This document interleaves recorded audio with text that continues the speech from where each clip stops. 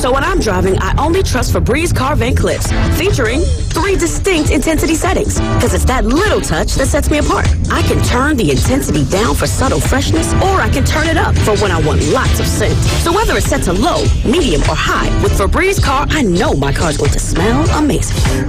Which keeps my driver rating right where it belongs. Picking up Oscar. La, la, la, la.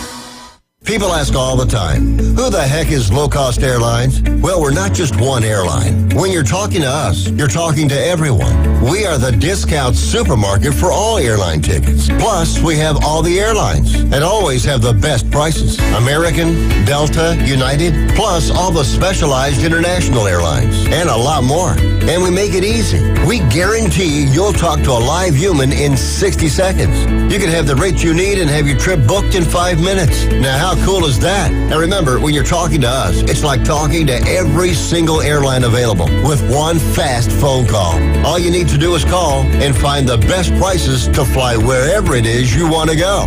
So are you ready? Call Low Cost Airlines right now. 800-708-3092. 800-708-3092. 800-708-3092. That's 800-708-3092. WPLQ Port St. Joe, WGSX Lynn, powered by Panama City Toyota. ESPN Northwest Florida. It's the next evolution of Sports Talk Radio. The biggest stories and the biggest reactions. Now. And now we're taking With the first pick. This is the last ball you got to bat. the Inside Drive.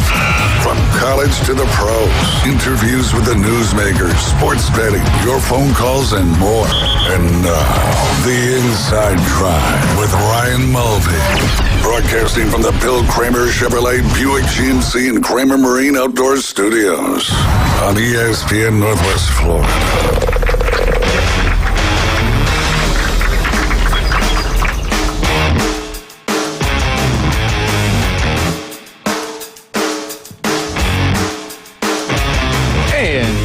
Tuesday morning, little echo action there. You hearing that, Che? Yes. Oh, there we go. No more echo. No more echo. You guys listen to the Inside Drive, 104.3 in Panama City or Panama City Beach, 101.9 in Port St. Joe.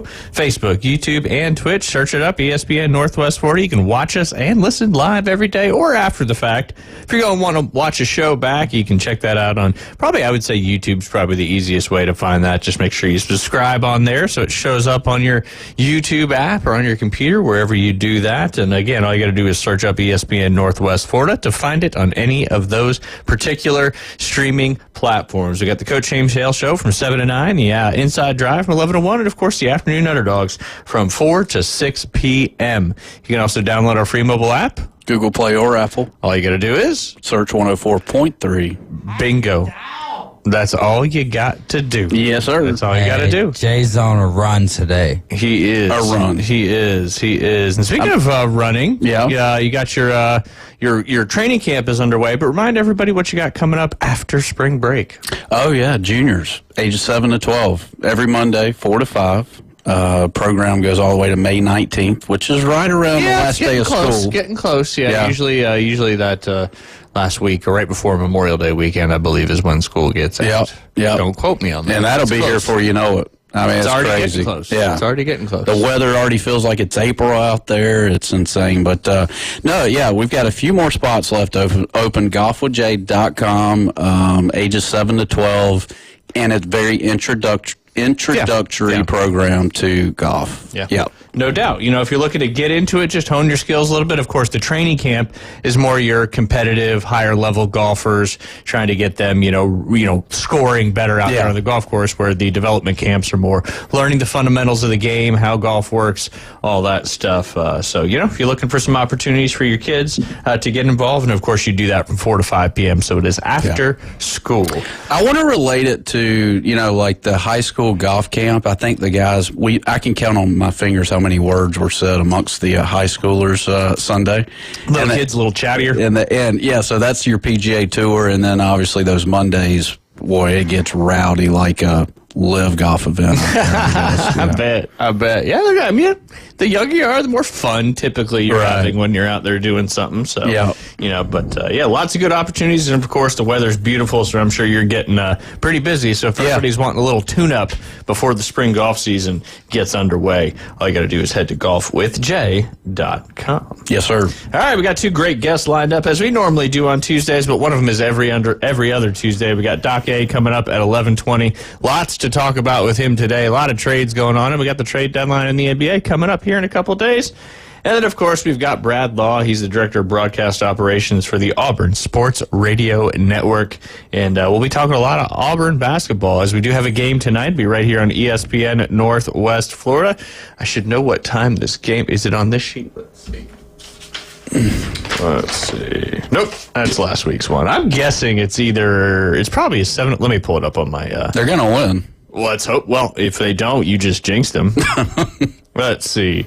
They tip off 8 p.m., so I'm guessing coverage starts at 7:30 p.m. here in the Central Time Zone, and that is against Oklahoma, who's currently 16-5, and I believe 3-5 in the SEC. So all 5 of their losses have come in the SEC. So we'll be talking about Tiger basketball, and of course they've got a huge matchup coming up this Saturday against those Florida Gators. But luckily, it is at home. So we shall see. And then I want to jump over to some local high school sports action. The District 5A tournament. Unfortunately, the Arnold Marlins basketball season came to an end last night as they, in a close game, lost against Pine Forest 61-53. Pine Forest moves on to play Booker T. Washington in the District 1 the 5A District 1 semifinal matchup, and then Mosley, who was the number 2 seed, had a bye. They get to play Choctawhatchee, who beat Escambia last night 26-25. All right, and then if you're looking to watch some soccer action tonight, I got an afternoon delight debrief about Krispy Kreme. The one in Dothan, nonetheless, which has made some national headlines, which would be pretty cool. Really? Pretty cool, yeah. Okay. But Yeah, you see these right here? Get them, Jay. Get you one. Get you one. Get you 2. You can't just have one. It's like a Pringle. Have you had one yet? Have I had one yet? No. Heck no. Okay. I don't like sweets. Okay, I But got I you. do like watching people eat sweets. Yeah. He does it. I've seen it. Yeah. I've seen it. But yeah, head over to Gavlac Stadium tonight. It's the opening round of the regional tournament, which is the state tournament, all the way down to the Final Four down there. The state championship's always held at the Lake Myrtle Sports Complex. But anyway, they'll be hosting, so an opportunity to see Arnold host Ponte Vedra coming all the way over. I believe that's probably around there by TPC Sawgrass, right?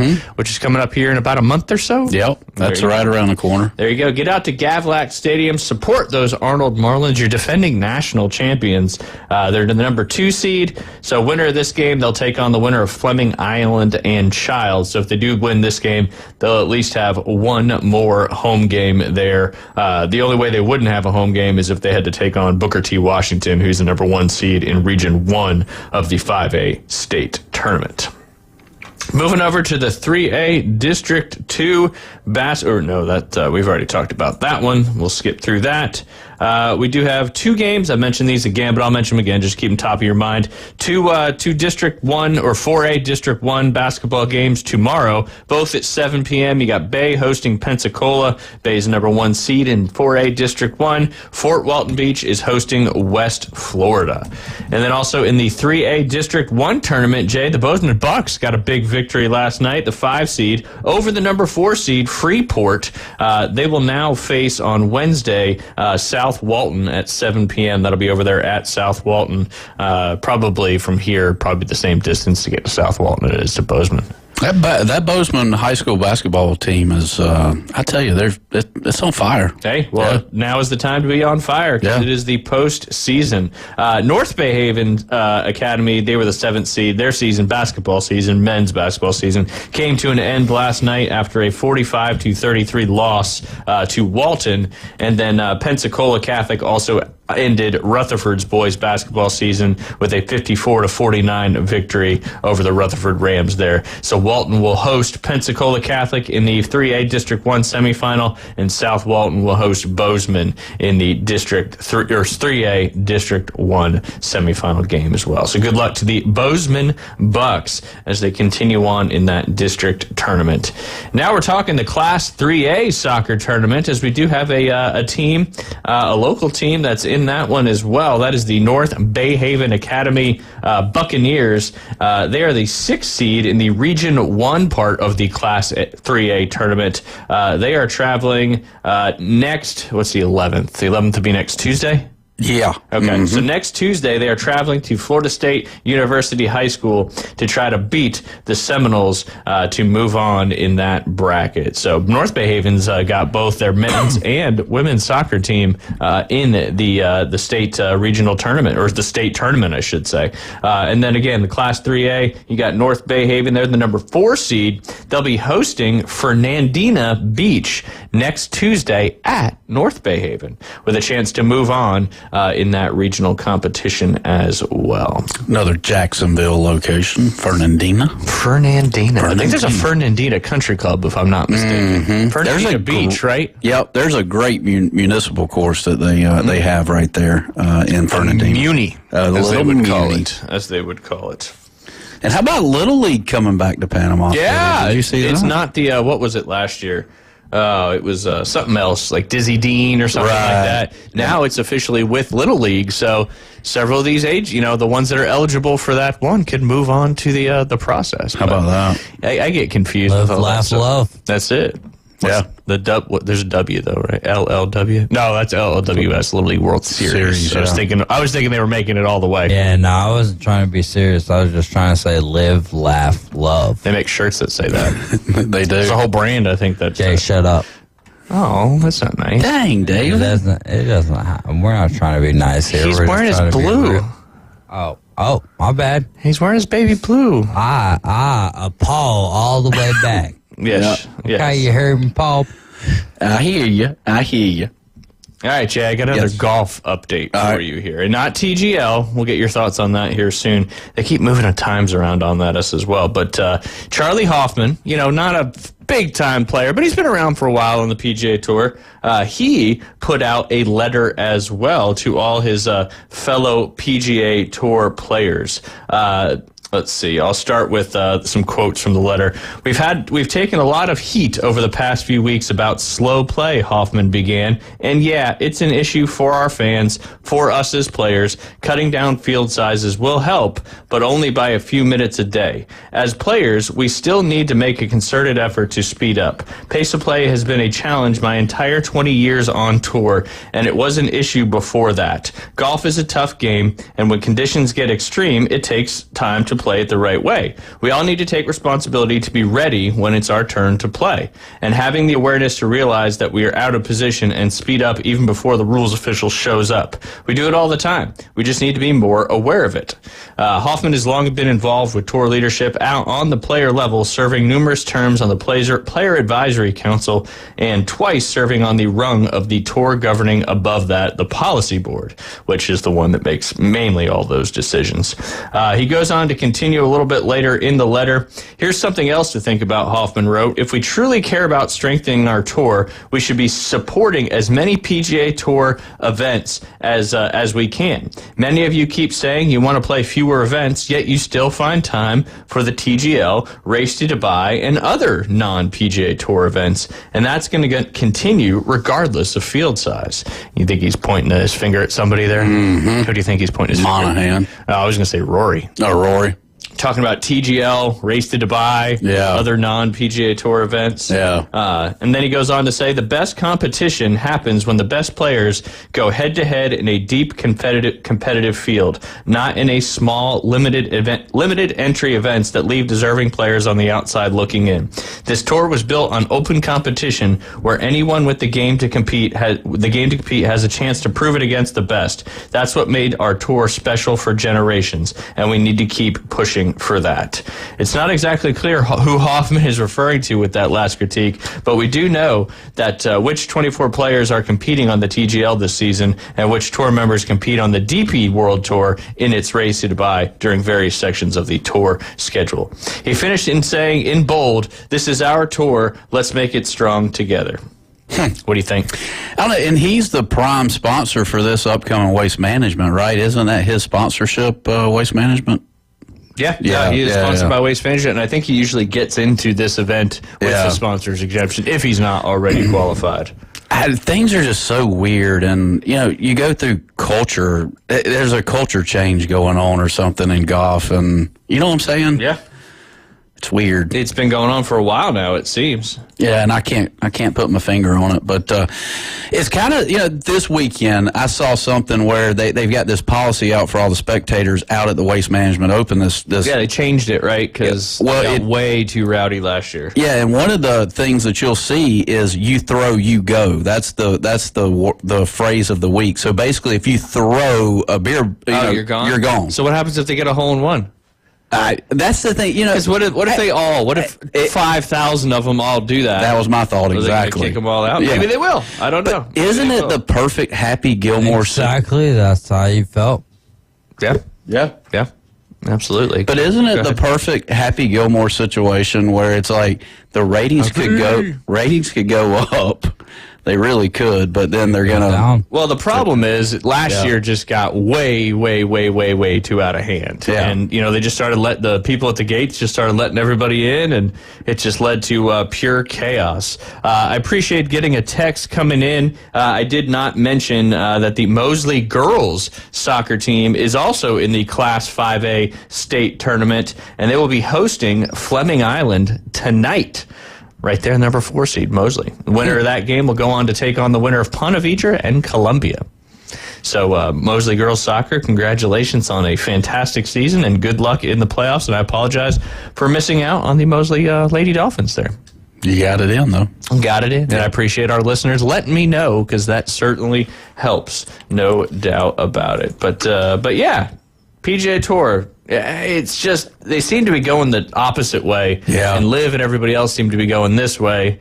And then you got your favorite golf league just hanging out there and not knowing whenever. It's always, sometimes it's on Tuesday, sometimes it's on Monday, sometimes it's at 5:30, sometimes it's at 7. Hey, they keep you. Consistency is key in life, and they don't seem to be figuring that one out. It's prime time tonight, though. 7 p.m. 8 o'clock Central. Oh, 8 It's o'clock 9 Central. p.m. Eastern. 9 p.m. Eastern. Yes. That's going to be a little late for those guys. It is. It's live, right? Mm-hmm. Yeah, then that's going to be, they don't ever play, they don't play golf after 7 usually, Right. depending on where you are in the time zone and where we are in the year. But yeah, it's late for golf. How fired up are you on a scale of 1 to 10? For the Boston TGL? versus LA tonight. Come on, give it to me. 0.5. Man. So you're telling me you're fired up? You're really fired up for tomorrow's golf league. Tomorrow's golf league today, as Brad Law always says. Wait, we're trying to get fired up for them? He was asking how fired up I am for TGL, and I'm not at all. Yeah, nah, I'm going to sleep. I think you should. Nap time. Huh? This is a great nap time. Yeah. No. Yeah, TGL. Watch that. I mean, that's basically my bedtime at that point. Yeah. Oh goodness. What time does that happen at? It's 8 tonight. Yeah, we're snoring. That's late. Yeah, it is late. We'll be Alright. hopefully celebrating a victory. at Yes, 8. sir. We shall see. We Yes, shall sir. see. That's why you got to play the game. Yep. That's why you got to play the game. But yeah, Liv gets underway this weekend? Now that I can't. I believe it's under the lights too. Okay. Yeah. On Fox.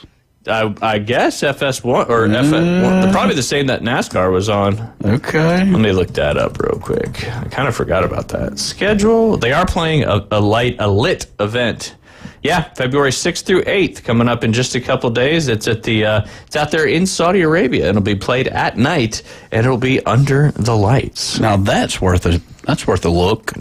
It's worth a gander. Right? Yeah. Absolutely. What do you think? I see people all the time that say, why don't more golf courses have lights? Why don't we play more night golf? It's, not so hot. And then you start to think of the logistics of that. It's Oh, yeah. it just doesn't, it's just impossible. Right. And you got some of these courses in different parts of the world that are high-end extreme golf courses that can afford to do that kind of stuff. But yeah, your normal golf course will never have lights. It's just and then all feasible. And then all golf courses are, you got houses around them now. So then that's, back in the 80s when Donald Ross and all those were making, you didn't have houses, but it's a whole different world. Yeah. In the Northeast, you could probably get away with that with no houses. It's kind of a Florida retirement thing. Arizona, I Florida. gotcha. And really, I had never played a golf course with houses on it until I came south to South Carolina. My parents moved to golf course they moved to a golf course. Yeah. Yeah. You don't really see that much in the old style up north, right? Because you haven't really played golf up north. No. But yeah, all those, and that's why you have the fairways that go back to back and all that stuff. But anyway, looking forward to talking to Doc A about the trade action, and I think he got served with wagon wheel one more time this past weekend. We'll have to ask him about that. If you're looking for something to do this weekend and support a fantastic cause, that's going to be Wrestling Against Cancer number 10, the old X. That's going to be at not North Bay. It's going to be at Bay Haven Charter Academy. Proceeds from the event go to Ryan Hollins' medical expenses. Doors will open at 5:30, bell time at 6:30, and I heard some rumors about 6:15. There's a Royal Rumble action or something like that going on. Tickets for the front row are $20, $12 total for adults, $8 for children 6 to 17, and children 5 and under get in free. Jay Henley. Yes, sir. The Wrestling versus Cancer number 10. Don't want to miss out on this great opportunity. Also appreciate all the sponsors that have jumped in on this event. Just get out there, right up there in the Hawks Landing neighborhood. You can't find a cheaper date than $12 per person. Right. And if you want to sit in the front row, it's only $20, but you pretty much go anywhere and spend $20 in 30 seconds. So get baby oil splashed on you. Yeah. They do that so it's harder to get cut. Is that how that works? I guess. Is that how that works? Yeah. Here's a message coming in about TGL. This person's given up on TGL. When a pro golfer can't hit the green from 130 yards with a perfect lie and no wind, then there's something wrong with the technology. Right? And why don't they have wind? Yeah. Add that in there. Add it. That's part of it. Make it tough. Yeah. And then just have some fans in the TGL so they know which way it's going. That's right. I mean, if we're gonna have all this technology, we might as well go big or go home. Mm-hmm. No doubt about it. We got Doc A coming up next. You guys are listening to the Inside Drive live here on ESPN Northwest Florida. Can't wait to hear about the trade deadline action with our good friend Doc A.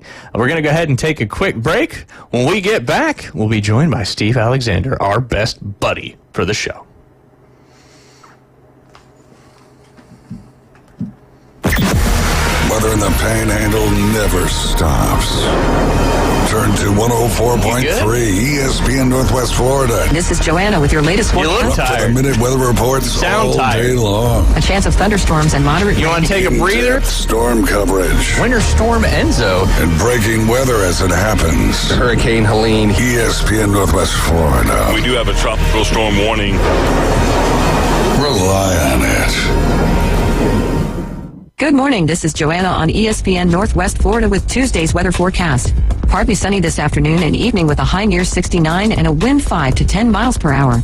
A mixture of mostly clouds and slight fog tonight, a very light wind, and a temperature of 60. The same tomorrow around 69 with a mixture of slight fog and mostly clouds. Slightly foggy and partly sunny Thursday and hot around 70. This forecast is sponsored by Mid-South Lumber, the best little lumber yard in Panama City. Thank you for tuning into ESPN Northwest Florida. Rely on it.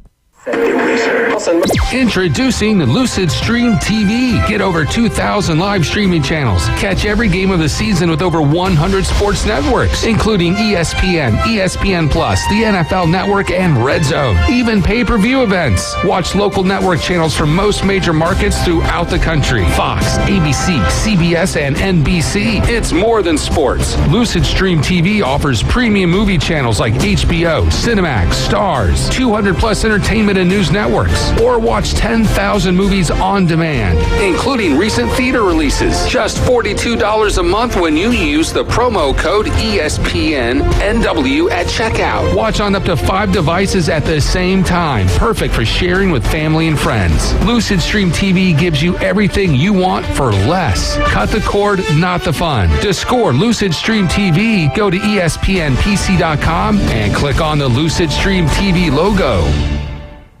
If you're not scanning while the cashier is begging, we're judging you a little. Why am I working at the grocery store now? It's the Inside Drive with Ryan and Jay. Live from the Bill Kramer Chevrolet Buick GMC and Kramer Marine and Outdoor Studios at ESPN Northwest Florida. And welcome back. You're listening to the Inside Drive live here on ESPN Northwest Florida. What a time to be an NBA writer, regardless fantasy, whatever it may be. There's so much going on, and it's Tuesday, and it's our good friend of the show. We're not going to sing Wagon Wheel this time, Jay, but I believe I did see on his Facebook page that he got another Wagon Wheel indeed served to him, and that's Steve Alexander, but we like to call him Doc A. Doc, how you doing on this Tuesday? Hey, I'm good. How are you? Oh, we're doing good. We're doing good. Excited for another TGL Tuesday. I know it's Jay's favorite, but so you got the Wagon Wheel one more time. Huh? It just literally follows you everywhere you go. Yeah, I actually got it several times. I missed recording it once. My buddy sent me his Wagon Wheel from a seafood dinner he was at the club we played golf at. And I was not at the dinner, but the guy, of course, played Wagon Wheel. He sent it to me, and I put it on Facebook, and my buddy's like, "Oh, you didn't have my permission to post that video." And I was like, don't start with me. So I took it down. But yes, I still get it at least 3 or 4 times a week. That's crazy. That is crazy. All right, let's dive right into it, Doc. It's been a wild, wild weekend in the world of NBA. We'll start with the Luka Anthony Davis trade. Talk to us a little bit. I want to get your thoughts on that. Who do you think won the trade? Is this one of the biggest trades of all time? Is there another trade that has maybe similar magnitude that you can remember since you've been covering NBA? I was sitting at Johnny B's on Saturday night at 12:15 in the dark and surrounded by my daughter and a bunch of her little friends.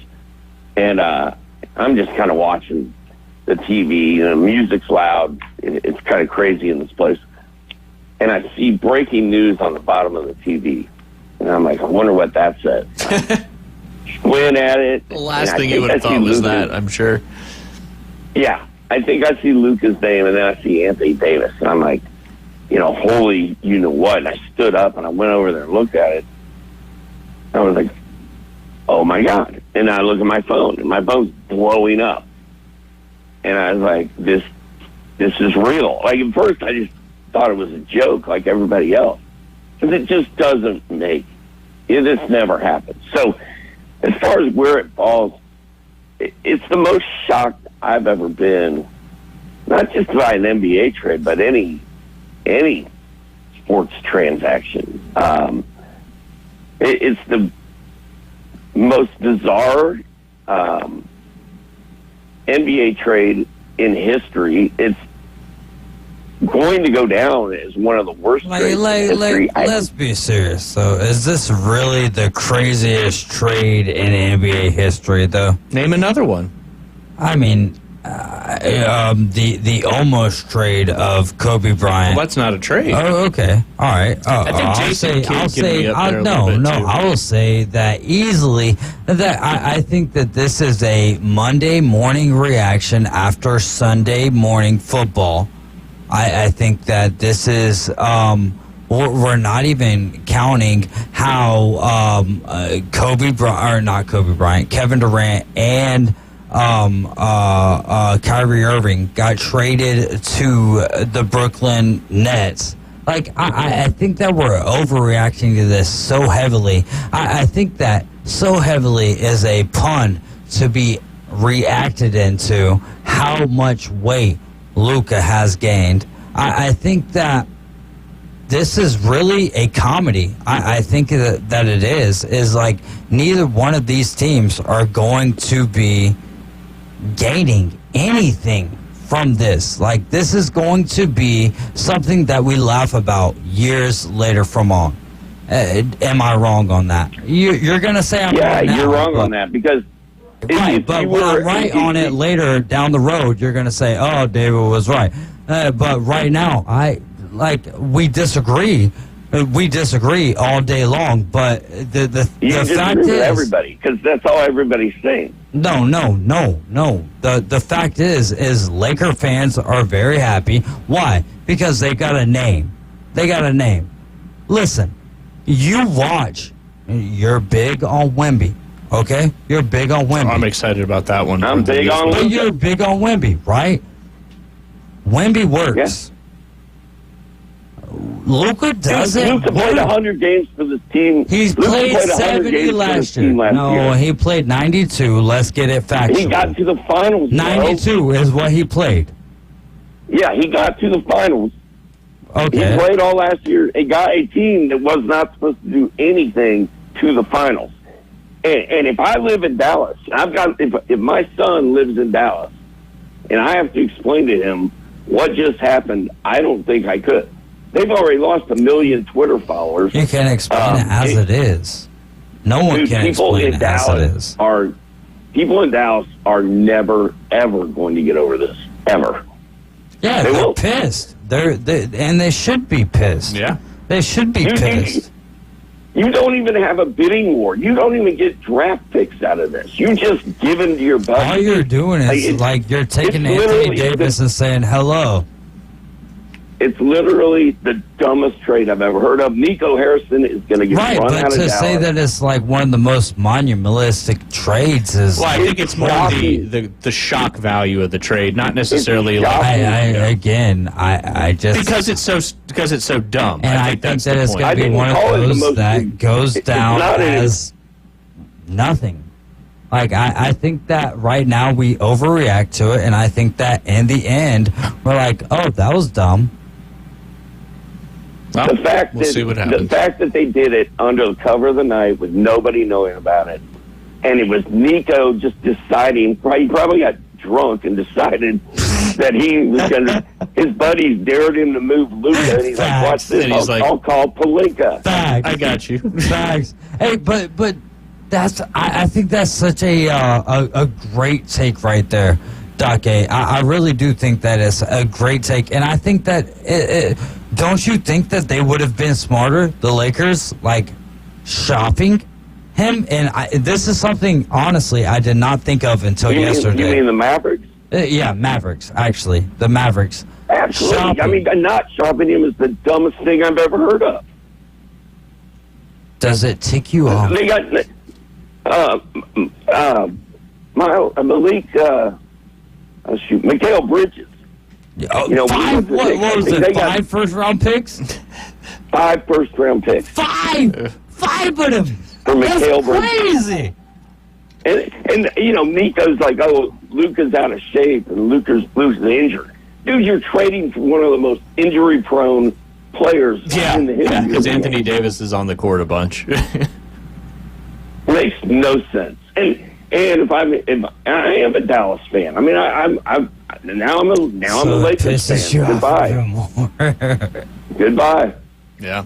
All right. Goodbye, Mavericks. Let's get to the DeAndre Fox trade going to join Wemby. We had one crazy trade that just didn't make any sense, and then this one obviously seems like a good one for the San Antonio Spurs to have him join Victor Wembanyama. Does that make these two guys one of the best duos in the league after that transpired? It should, yeah. And De'Aaron Fox basically told Sacramento he didn't want to be there anymore. Yeah. We knew he was being traded. We knew that the team he wanted to go to was the Spurs. Completely different animal than that other trade. Chris Paul is going to be relegated to the bench now, probably. But Wemby and De'Aaron Fox should be the duo, for the next 8 to 10 years, I would think. It's good for Wemby. It's good for De'Aaron Fox. Yeah, absolutely. It's cool. Absolutely. That was kind of fun to see that on the heels of the craziest trade that we've seen in a long time, no doubt about it. Well, the trade deadline's not even until Thursday. So Thursday is the day when everything's really going to go down. So the fact we've already had, Zach LaVine went to Sacramento too. So the fact we've already had 4 huge names all move already is wild. With that being said, obviously a few more days till that February 6th trade deadline. What other players do you think, obviously kind of hard to predict, especially after that happened. But obviously the Warriors said that they weren't going to try to make any moves, but now they seem a little desperate. And with Anthony Davis leaving the Lakers, they seem to need a true big man now. So what are some other moves that you may expect? And, of course, we still got Jimmy Butler just floating around out there like a hair in a biscuit. Yeah, man, I don't know. I don't get too wrapped up in trade rumors. I don't really study for the trade deadline because, well, just like we saw on Saturday night, man, anything's possible. Most of the stuff you speculate on and report on, it turns out to be 100% wrong.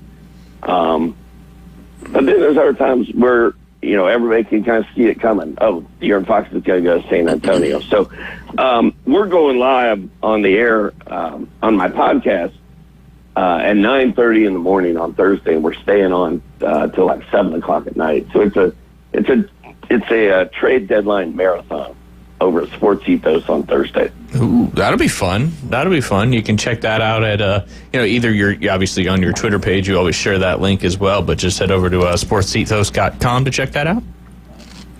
Yep. There you go.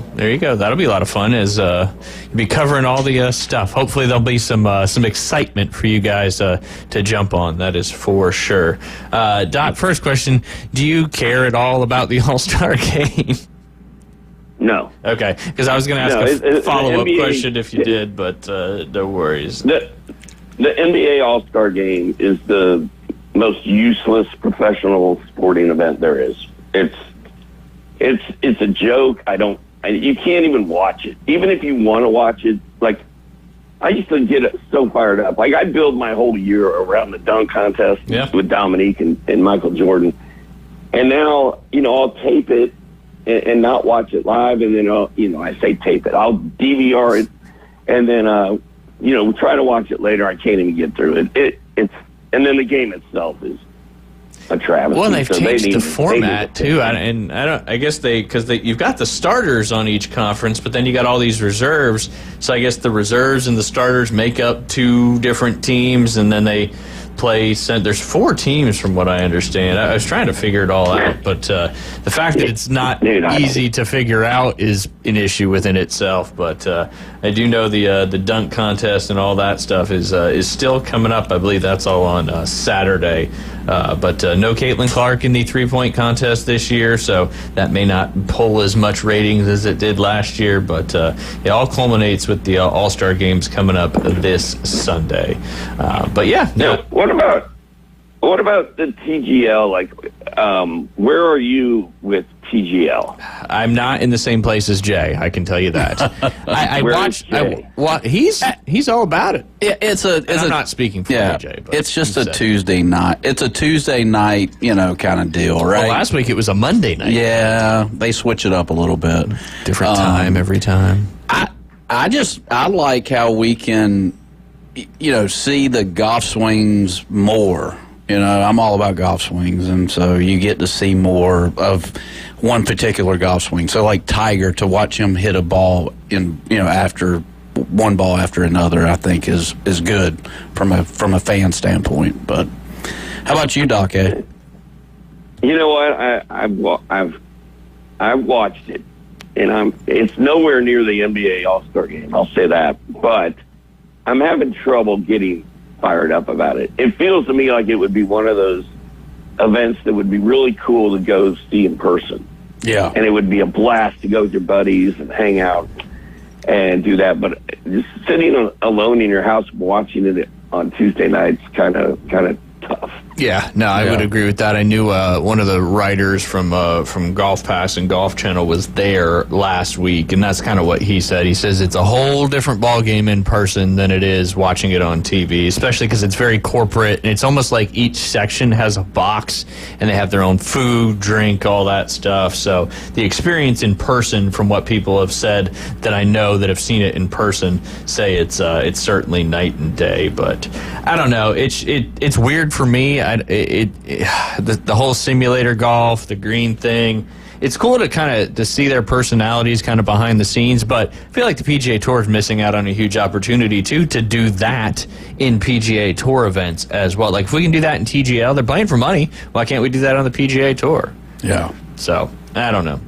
Everything's kind of in a weird place right now in the golf world, as it's been for a long time. So we'll see how the TGL shakes out. I believe tonight it's what? It's 8 Central. 9 p.m. in the Eastern time zone, so now you got to stay up a little late to watch it. Well, the Golden Tee Tour just had a Florida Open this weekend, and I was watching I was watching the stream of the final match of that.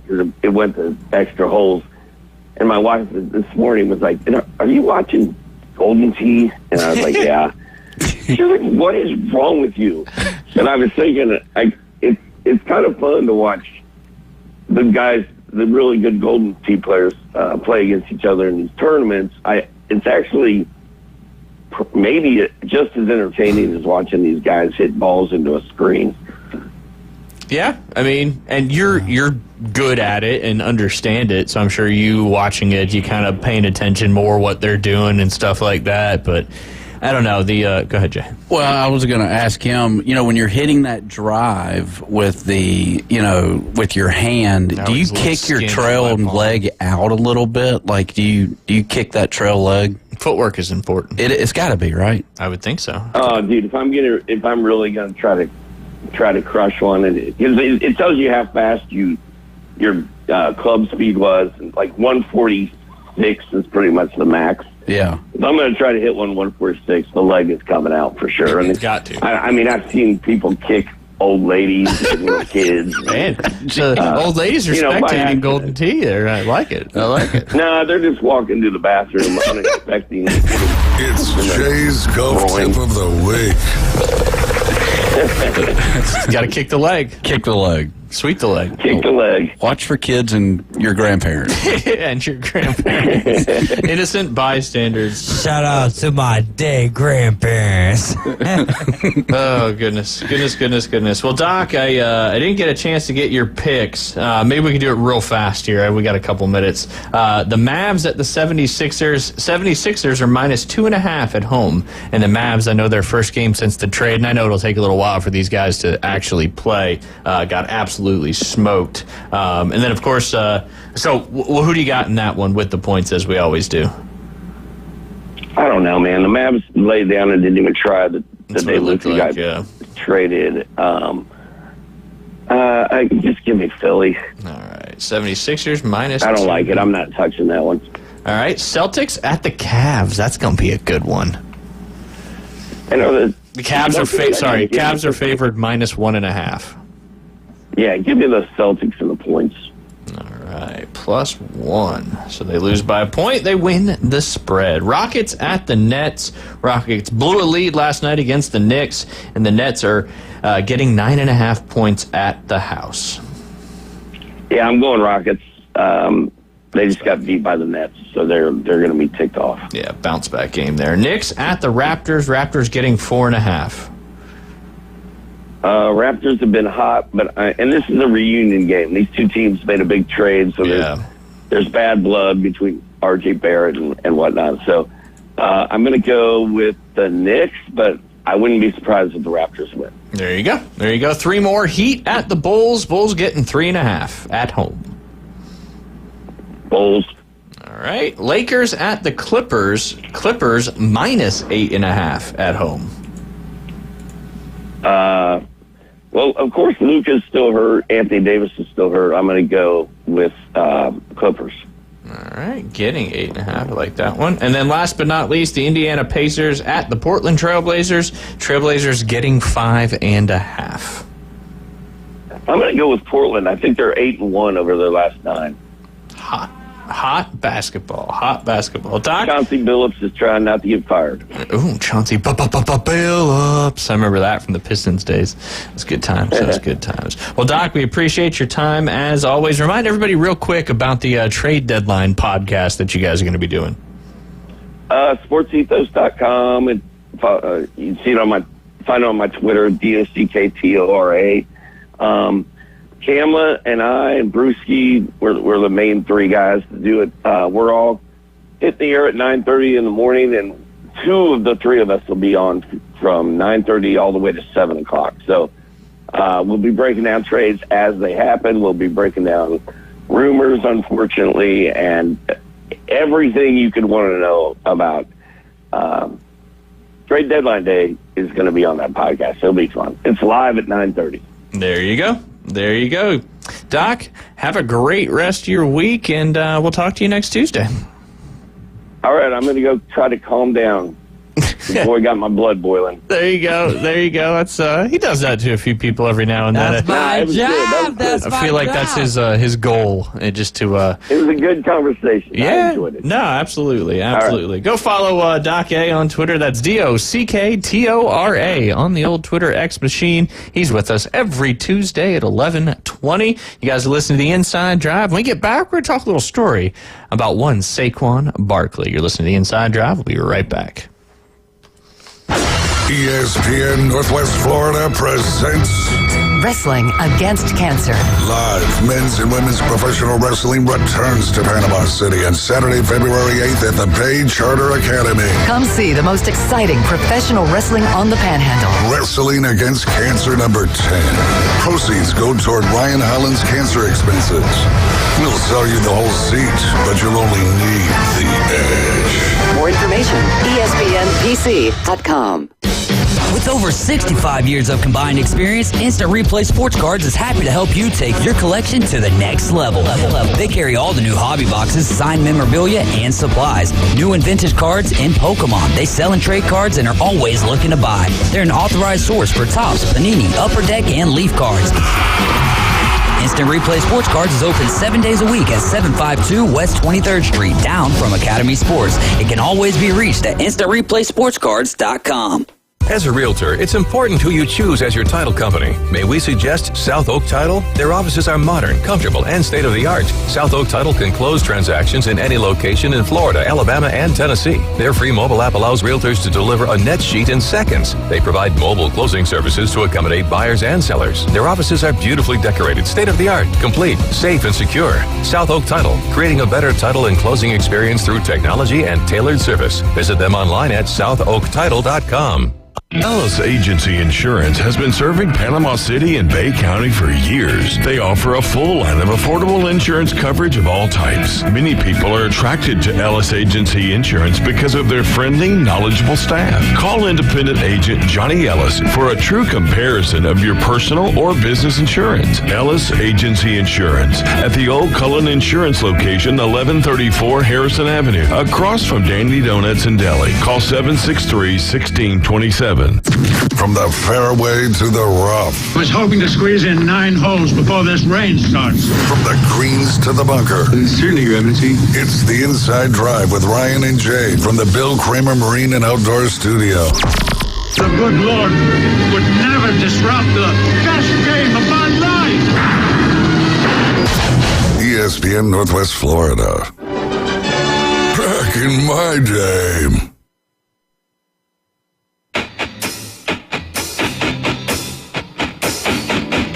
Stacy's mom has got it going on. That's kind of what it sounded like a little bit, right? You guys listen to the Inside Drive live here on ESPN Northwest Florida. I know Jay knows a Stacy. I don't know a Stacy. Come on.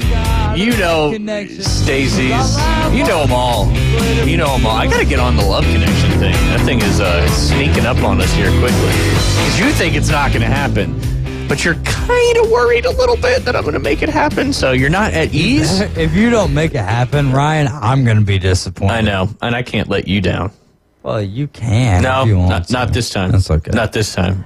But we both want this to happen so bad. I know. I've never So wanted bad. to do a show more than this one. I'm going to put it out on my Facebook in the next couple of days or so and see if we can get some shares. Listen, Maybe if even you post have it on a here. wife who's not happy with you, have her come on. No. Yeah, we're not starting that. We're not starting that. We're going to go with the all the single ladies. Dave, All the shut single your mouth. ladies. Okay. It's all right. nap time. It's nap time. Oh, goodness. All right. Saquon Barkley is a superhero for the Eagles. His origin story is straight out of a comic book. I'm just going to read this. This is from Bruce Feldman from The Athletic. Fantastic story. If you didn't like Saquon Barkley already, it's going to make you even more excited about him. And I hope he takes down those Kansas City Chiefs coming up this Sunday right here on ESPN Northwest Florida.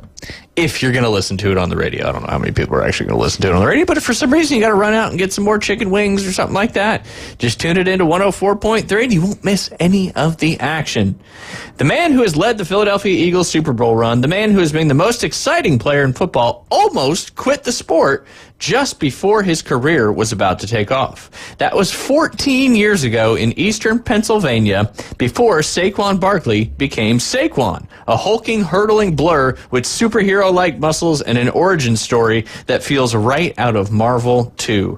Brian Gilbert, he's the former head coach at Whitehall, Pennsylvania High School. I don't want him to exaggerate, but the varsity coaching staff and I literally brought him in because we heard after his freshman year of high school he was going to quit football. Barkley was frustrated, struggling with self-confidence. Some kids matured faster than him. Sophomore year, he didn't play varsity because his best friend was ahead of him. Saquon had to work. That's how he is wired and why he is so great. I said, listen, you may not be the best one right now, but we see potential in you. We see how fast you are. You've got to give it more time. He said, Coach, I'm so skinny. If I come up and play varsity football, I'm going to get broken in half. We said, Wait, why are we talking crap about Jay right now? I know. He was skinny. Oh, okay. Yeah. If he was Saquon, that'd be cool. If he was Saquon. That'd be cool. I look at him and I think Saquon. That's what I do. I've seen him on the football field. He's shifty. Yeah. Shifty. That's putting it lightly. Swifty shifty. Swifty shifty. Yikes. But anyway, he said, Coach, I'm so skinny. If I come up and play varsity football, I'm going to get broken in half. We said, just get in the weight room and get stronger. Thank God he listened. Nick Shafinsky, former varsity Whitehall quarterback, he was always the freakiest athlete and the nicest human, but it seemed like there was always someone a year or two older that was a little bit better. He was never the guy, in quotation marks, as crazy as it sounds, because now he's the epitome of the guy.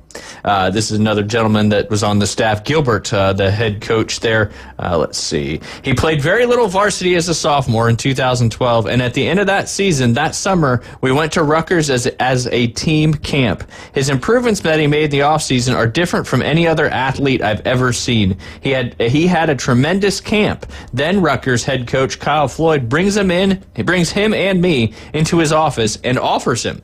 He said it was based on what we saw that day and the film we watched, which was JV film, because that's all we had.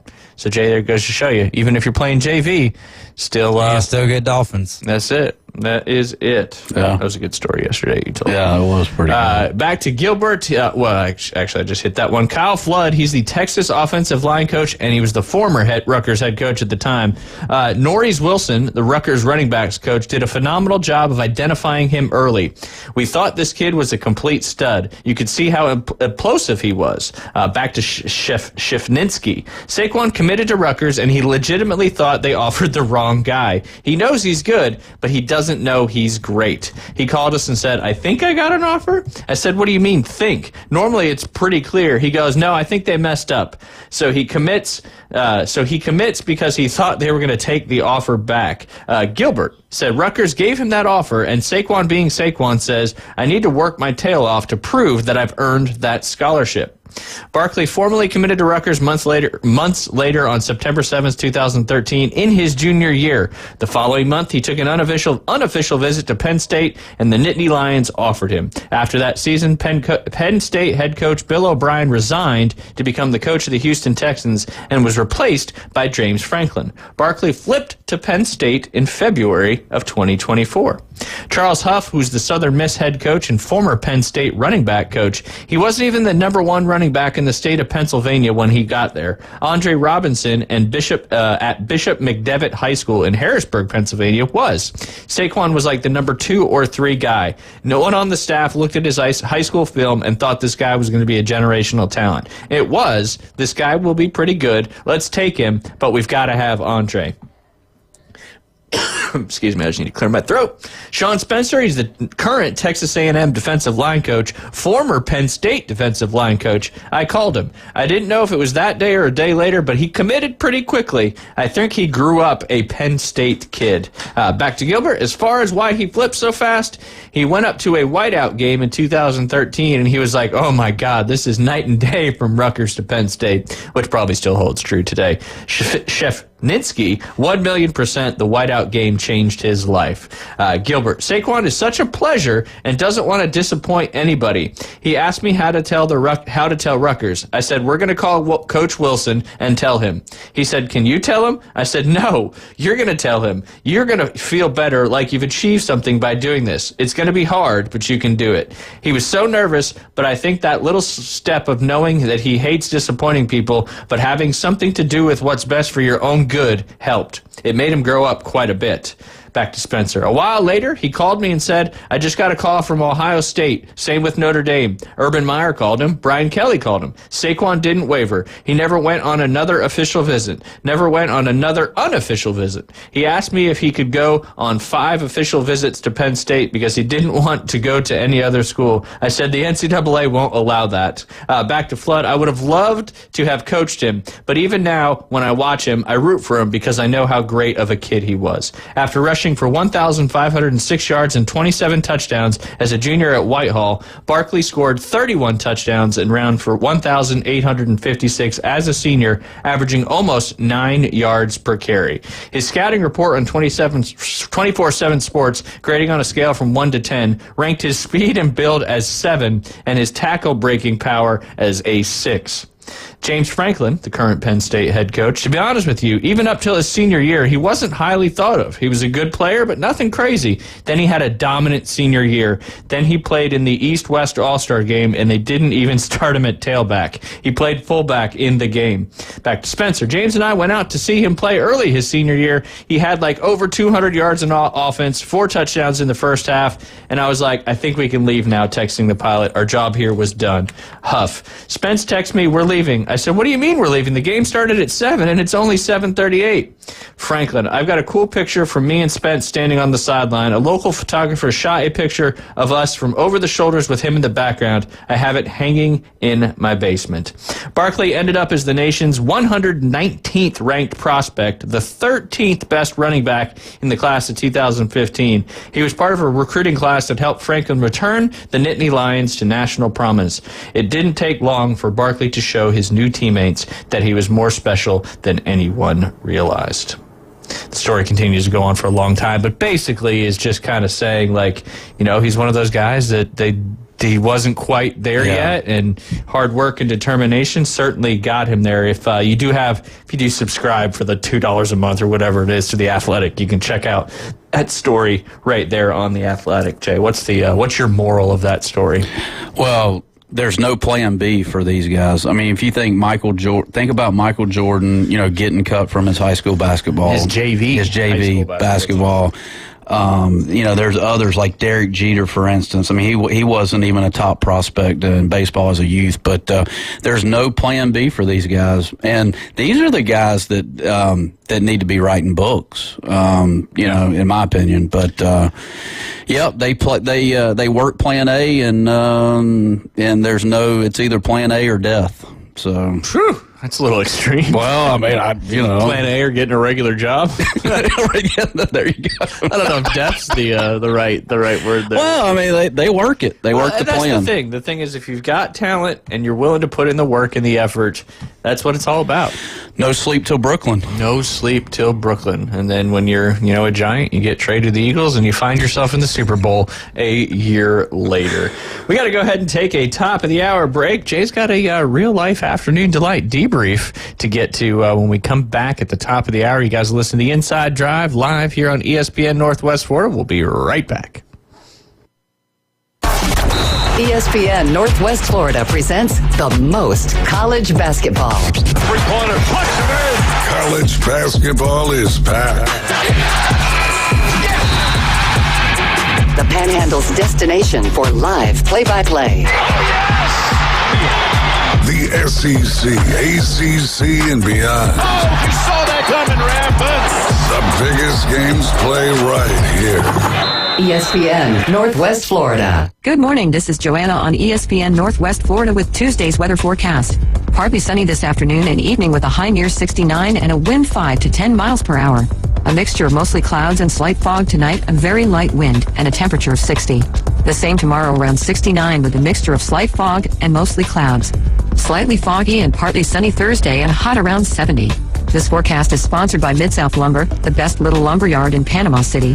Thank you for tuning into ESPN Northwest Florida. Rely on it.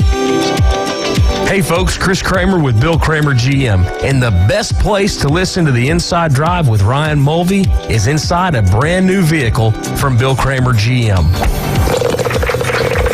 And I want you to know we've got 10 times the amount of inventory on the ground as we did this time last year, and darn near all of them are discounted.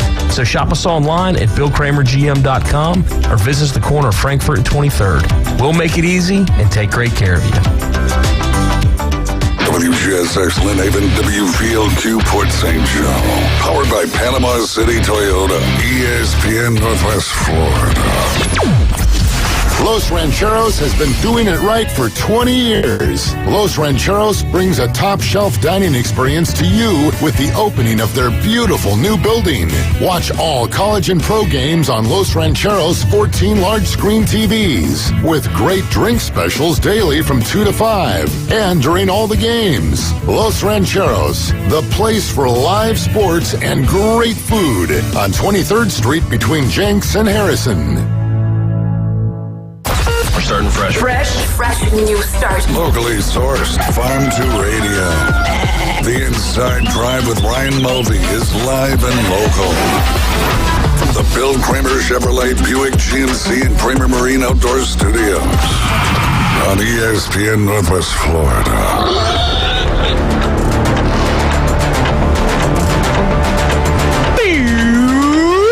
Afternoon delight. You guys listen to the Inside I don't Drive? have afternoon delight anymore. It's gone? It's our segment. It's the Afternoon Delight Debrief. It's even got an acronym, ADD. ADD. You know what that stands for? Afternoon Delight Debrief.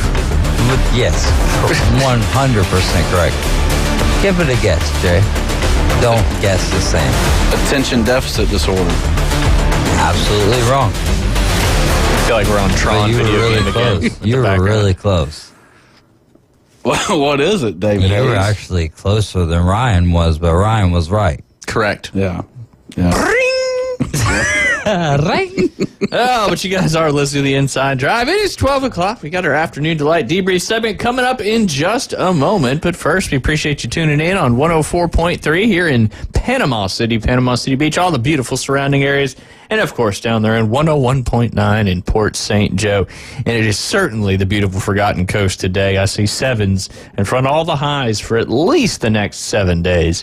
Hopefully that trend will continue, and all those groundhogs are indeed wrong. But we'll see. We'll see. Only time will tell. We can't control the weather, at least what we think, anyway. Right. But give a shout out to our studio sponsor. That's Bill Kramer GM and Kramer Marine and Outdoor. It's coming up May 1st. It'll be 2 years they've been hanging in with us, so we appreciate Chris and all the fellas and ladies there at Bill Kramer GM and Kramer Marine and Outdoor. On the car dealership side of things, where is it located, Jay? Corner 23rd in Frankfort. Absolutely. That one's more on the 23rd Street side of things. Tons of vehicles, used and new. Lots looking fantastic. And you can also get some express service, oil change, quick tire change, maybe a brake job. All those things can happen right there, regardless Love if you a have good BJ. That's right. Brake jobs are important because stopping is a necessity when you're driving cars. And then, of course, they also do tires at cost. And, if you're looking for that vehicle, 6,000 pounds or more, and you have your own business, you can write that off almost 90% in year number 1. Now, 6,000-pound vehicles usually are a little more on the expensive side because they're big vehicles, but hey, that's how it goes. And then, of course, all their great salespeople can help you find the vehicle that you are looking for, as they certainly make it easy and take great care of you. Beautiful out there to be on the water right now, that is for certain. And if you got a boat that is not working and needs to be fixed up, only one place to call. That's Kramer Marine and Outdoor. You can give them a call at 850-851-0453, as they are a Yamaha outboard full line dealer. That means, Jay, they can get you all the way up to that full repower and get you a new engine. Is motor or engine in the boat world? I don't know. Motor? Two-stroke, 4-stroke. I'd say it's a motor. I think so. I think it's a motor. MRN. I think it's a motor. It's not the ERN, the Engine Racing Network. It's the motor. MRN. It's the motor racing. Yes, That's sir. right. But I'll tell you what, you want to go see the Orlando Magic. Hopefully you enter the contest, because it is officially Hopefully you over. It ended on the 31st. And if you don't know, now you know. Yes, indeed. Indeed. I don't want to say the word, but y'all can if you got the card. Nope, we good. We are good. Jay, Yes. CRI, Seaborn, Sundance, Spider, Skeeter. You can check out all that new and used inventory.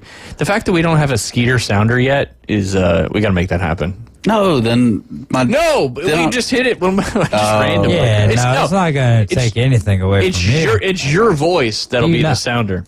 Do you not understand what you mean to this station? Yeah, you're the glue. I know you don't get paid, but you get paid. He gets paid indirectly by ladies. I get paid by the amount of words that I give each and every week. That's probably fair. Holla at your boss. Holla at you. Golfwithj.com. Yeah, that's how you get paid right that's there. Right. That's right. If you want to get better at the game of golf, there's only one place to go. Golfwithj.com. I went there and I upgraded strokes by 2 strokes per hole. Ooh, it's almost like the motor. You going to play TGL real soon then? Sounds like.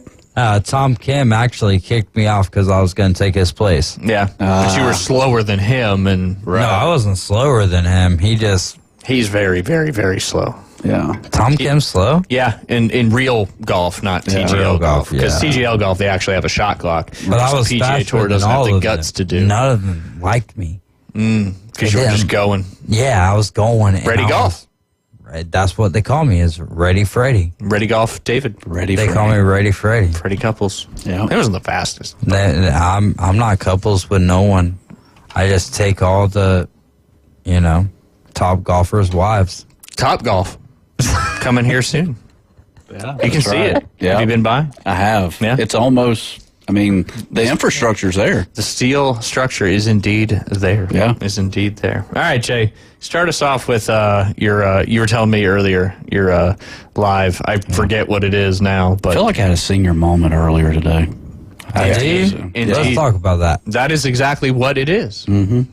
I was on I thought I was on the USPS website. No, that was UPS. No, USPS. No, UPS. Oh, okay. Yeah. I ended up on UPS.com, most likely. Who knows? Well, you ended up on a non-USPS website. Yeah, but the fraudulent happened. I was trying to do a change of address. Fraudulent. They got him. Yeah, they got the me. tater. They got the tater.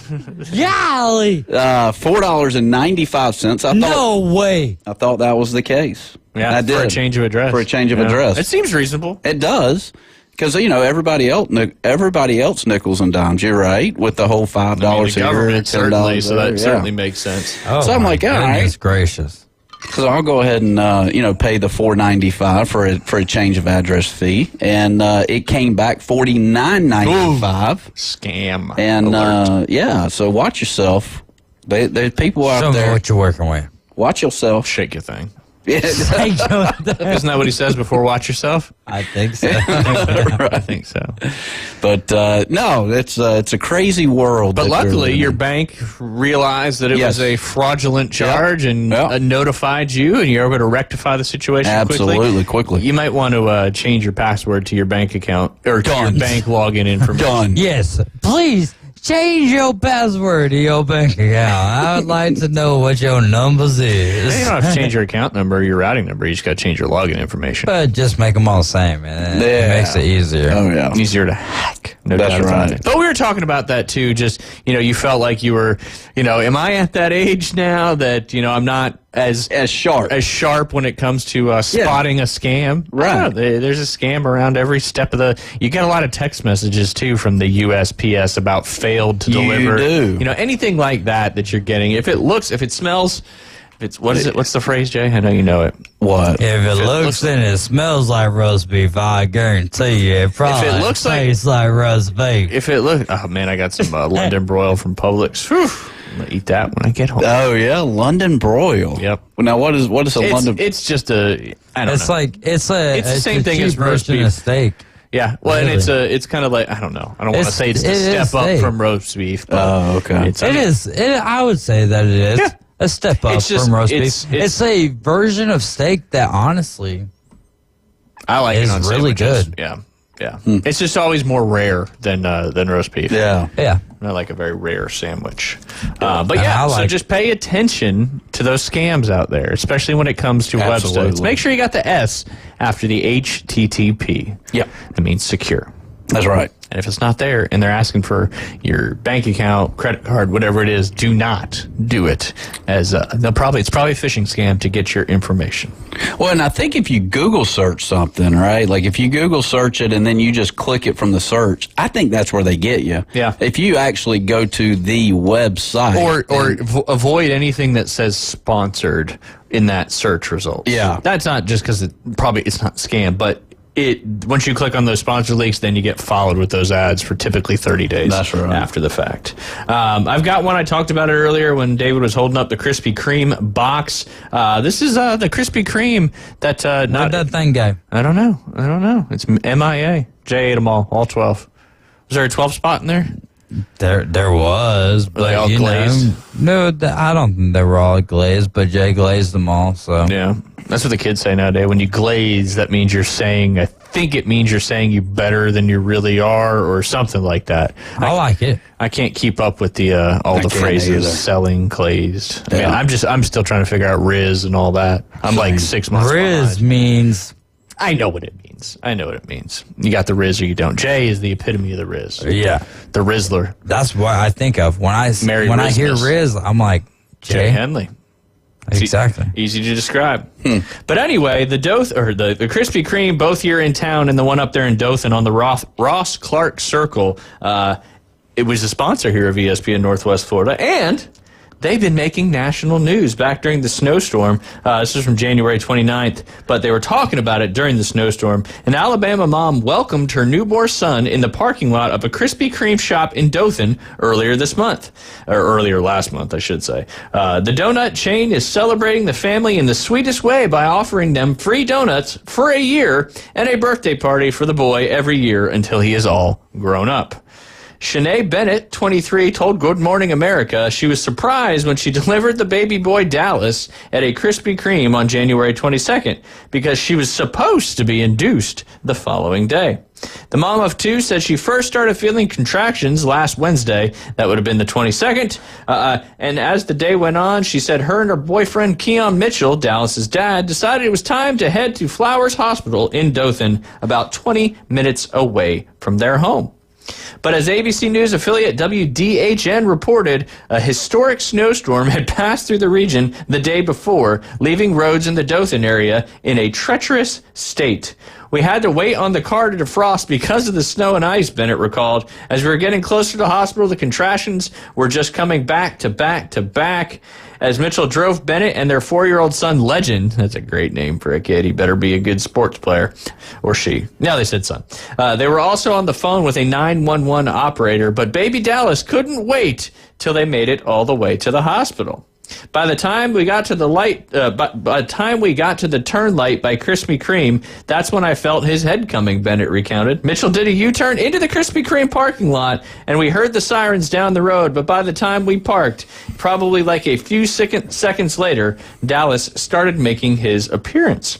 Bennett said Mitchell helped deliver the baby. After first responders arrived, they transferred Dallas to a nearby Flowers Hospital for a checkup. He's doing great, she said. We got there. They did not have to warm him up with him being in the cold, but they did have to warm him up with him being in the cold. But besides that, everything went great.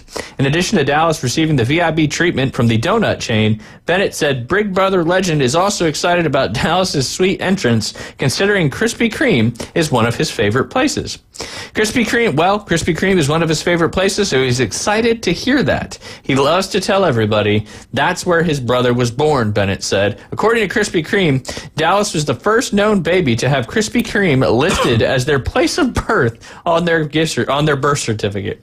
Krispy Kreme's Chief Growth Officer, Dave Skinner, also said in a statement, "We're just so happy that Dallas, Shayna, and Keon are all doing great. We're in the business of sharing joy and sweetness, but the arrival of Dallas at Krispy Kreme shop during a once-in-a-century snowstorm might be the sweetest ever." Dallas's birth certificate will be the first we know citing Krispy Kreme as the place of birth, he added. We'll be thrilled to celebrate that family every January 22nd.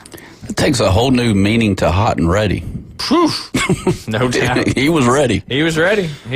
No doubt. But yeah, good for the Krispy Kreme up there, and obviously I think it's the same owners as the one here on 23rd Street. So good for them of taking, I don't want to say advantage of a situation, but it's a good marketing effort. To embrace what happened in their parking lot. So good stuff there. You got any others, Jay? Besides your real life, that was a good one. Watch out for scams. Yeah, no doubt. I'll stick with the birth stuff. Asian elephant gives birth to a healthy calf at the Oregon Zoo. The Oregon Zoo announced a 30-year-old Asian elephant gave birth to a healthy baby girl after more than 20 months of pregnancy. The zoo said the mother elephant, Rose 2, gave birth to a baby girl on Saturday. We couldn't be happier with how everything has gone so far, Steve Lefave, who oversees the zoo's elephant program, said in a news release. This is one of the smoothest births I've ever seen. Rose just knew what to do. She helped her baby up right away. The kid was standing on her own within 15 minutes and took her first steps soon after that.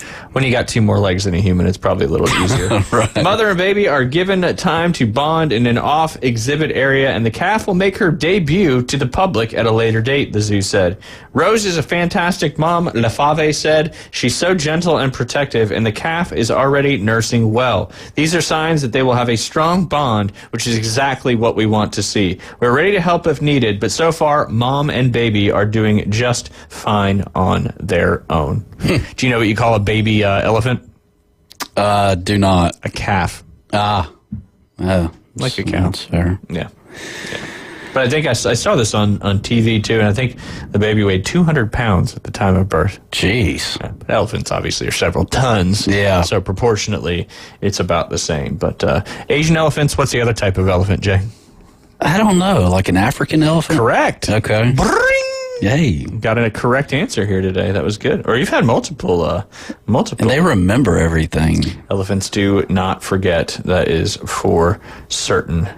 Were you born in a hospital, Ryan? I was. Mount Diablo Hospital. Mount Diablo. Yep, in Costa Contra County in California.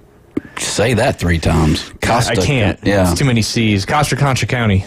Gotcha. Costa Contra, like the game. That's not all spelled with K's. No. County is certainly not spelled with K. Yeah. You know that already. Yeah. Let's see. We have time? Yeah, we got time for one. Actually, we might have time for two more. Let's see. Anytime we got a world record or rake record one. Yikes. I don't think you could beat that one. I'm not going down that road. Not going down that road. Let's see. Woman rescued after trying to save dog from frozen lake. Police and animal, this is from the 31st, police and animal rescue officers in Missouri came to the rescue of a woman who became stranded in a kayak after saving a dog that fell through the ice on a frozen lake. The Holt Summit Police Department said on social media that an officer and animal control officer responded to a report that a dog fell through the ice in a frozen lake near Dogwood Drive and Summer Tree Lane. Upon arrival, officers discovered that a brave Good Samaritan had taken a kayak onto the frozen lake in an attempt to save the dog, the Post said. While the dog had been successfully rescued, the female in the kayak became stuck on the ice, unable to safely return to shore. The officers used a water rescue throw bag to reach the woman and tow her kayak back to shore. Thankfully, the dog and the female were both unharmed, police wrote. Wow. Yeah, good for her to, save that dog, because, whew. 2 minutes and hypothermia kicks in, right? I don't know about dogs, but I know humans, it doesn't take long. Mm-hmm. That is for sure. That is for sure. And, it's been... when we had the snowstorm, and there was also historically low temperatures throughout most parts of the country. So I'm sure Missouri's not, they get snow and that stuff, but I'm sure their freezing lakes and stuff like that is probably not something that's too common. Isn't that what you call a slush pup back in the day? Slush puppy? Slush puppy. That's those slush puppies. That was the icy. Yeah. It had the dog with the droopy ears. Droopy dog. Yeah. Yeah. Slush puppies. Mm-hmm. That's what they were called. Are they still called slush puppies? I think they just call them ices now, but I know, I haven't had one in a long time. Man, you're missing out. Yeah. They're everywhere now. That's like one of the few cheap things you can still get from a gas station. Yeah. Most gas stations, you can get any size slushie. Those Circle K's anyway, not to plug Circle K, but they're like 89 cents for any size. Should you want a slushie, Jay? Right. A lot of sugar in those slushies. I just can't take my time with them. You end up getting it where it's just all ice that's not flavored anymore. Right. Yeah. That's the gamble. Yeah. If you commit to it right off the get-go. That's right. That's why a small slushie, I think, is better than a giant slushie. Oh yeah. Yeah. Get more of the flavor. That's right. Yep. Best flavor of a slushie. Whew. Depends on who you ask. Blue. Blue is up there. Is up there. The light blue. Yeah, blue raz. Yeah. When I was up playing golf in New Jersey on the team for high school, we'd have enough time to run and get something and then come back before the bus took us to match practice wherever it was. And we'd always go to Burger King, and Burger King had the red and blue slushie machine at the time. I don't know if they still do. And it always worked. Not like the ice cream machine at Old Mickey D's. No, it certainly always worked, and it was kind of a tradition. We'd go get a slushie and go play some golf. Yes, sir. Yeah, a little sugar kick to get you going. Mm-hmm. I'm with you. Yeah. Slush puppies. Yeah. Not to be confused with hush puppies. No. Very, very different. Mm-mm. Very different. It's a southern delicacy as well. Indeed it is. A lot of bread in a hush puppy. Like just. I bet you couldn't find them up there in Jersey, could you? No, I didn't. I never saw a hush puppy until I came south. Shh. Not to be confused with the slush puppy. Right. I'm excited to talk to our next guest. We're going to have Brad Law on the line. We have him every other week here on the Inside Drive. He's the Director of Broadcast Operations, Auburn Sports Radio Network. And we're going to talk a little Auburn basketball when we get back. Jay, you got a lesson at 1? I do. All right. Yes, sir. All right. Well, you guys have a good rest of the day. Good luck with your lesson, and good luck with Bozeman basketball. Who they got on the docket today? Jay is leaving? He is. He's departing. I'll fight him on the way out. Bozeman tip-off middle school basketball, Breakfast Point, 4 o'clock tip-off this afternoon. Good luck to you guys this evening. Absolutely. Get some rest, because it's a big game tonight. Get some rest. Yeah. Get some rest. I'll make sure. Randy, you mind if I take a nap? You gotta prepare. That's right. For victory. That's it. Yeah. Preparation is key. That's right. Preparation is key. We got great athletes. Absolutely. Yep. Absolutely. All right, Jay, we'll have a good time. We're going to get Brad Law on the line. You guys are listening to the Inside Drive. We'll be right back. Yes, sir. ESPN Northwest Florida. It's the Coach James Hale Show. 100% rating is Michigan. The Alabama dude is number 2 with a 99.62. Thank you very much. Know your facts, Jack. Don't spew fake news on the radio. Fake Michigan news. Keep it real. Your kid is number 2 back, now bro. for Russell. I'm back. I'm incredible. Weekday morning 7 to 9. ESPN Northwest Florida. Good afternoon. This is Joanna with your latest forecast on ESPN Northwest Florida. The remainder of the day, partly sunny and a temperature of 68 with wind 5 to 10 miles per hour out of the southwest. Mostly clouds and slight fog tonight, very light wind and quite warm near 60. Slightly foggy and mostly cloudy and 69 tomorrow. 70 and a mixture of slight fog and some sun with a light breeze Thursday. This is your Tuesday's weather brought to you by Earthworks of Northwest Florida. Thank you for keeping that dial on ESPN Northwest Florida. Rely on it. So you've heard the saying that if you love your job, you'll never have to work? Well, it's true. I've worked for Brock Lawn and Pest Control for many years. The commitment to the needs of customers and their commitment to each employee makes Brock a company I'm very proud to be a part of. Brock's core values are also mine. Give people more than they expect and always honor your promises. This isn't a job, it's a service to help people live a healthier lifestyle. Brock Lawn and Pest Control, our family protecting your family. Love is in the air at Tracy's Fine Jewelry, and do we have a sweetheart of a deal for you? All diamond heart jewelry is on sale for 25% off. All color gemstone jewelry is 60% off at Tracy's Fine Jewelry. We also have a large selection of gold, silver, and estate jewelry that is sure to melt her heart. Folks have trusted us for 50 years to make their Valentine's sparkle. This year, make it sparkle even more with a sweetheart of a deal from Tracy's Fine Jewelry. Coming in hot. So hot. It'll be a hot one. Really hot. God damn. The Inside Drive with Ryan Mulvey. Live from the Bill Kramer Chevrolet Buick GMC and Kramer Marine Outdoor Studios on ESPN Northwest Florida. And welcome back. You're listening to the Inside Drive live here on ESPN Northwest Florida. It is that time. We've got him on the line. He's the Director of Broadcast Operations for the Auburn Sports Network. That is our good friend, Brad Law. Brad, how are you doing up there on the Plains today? It is game day, Ryan, and so there's a little extra juice around everything today as we get to see the number 1 team in the country play tonight. Hope everybody there is doing well, too.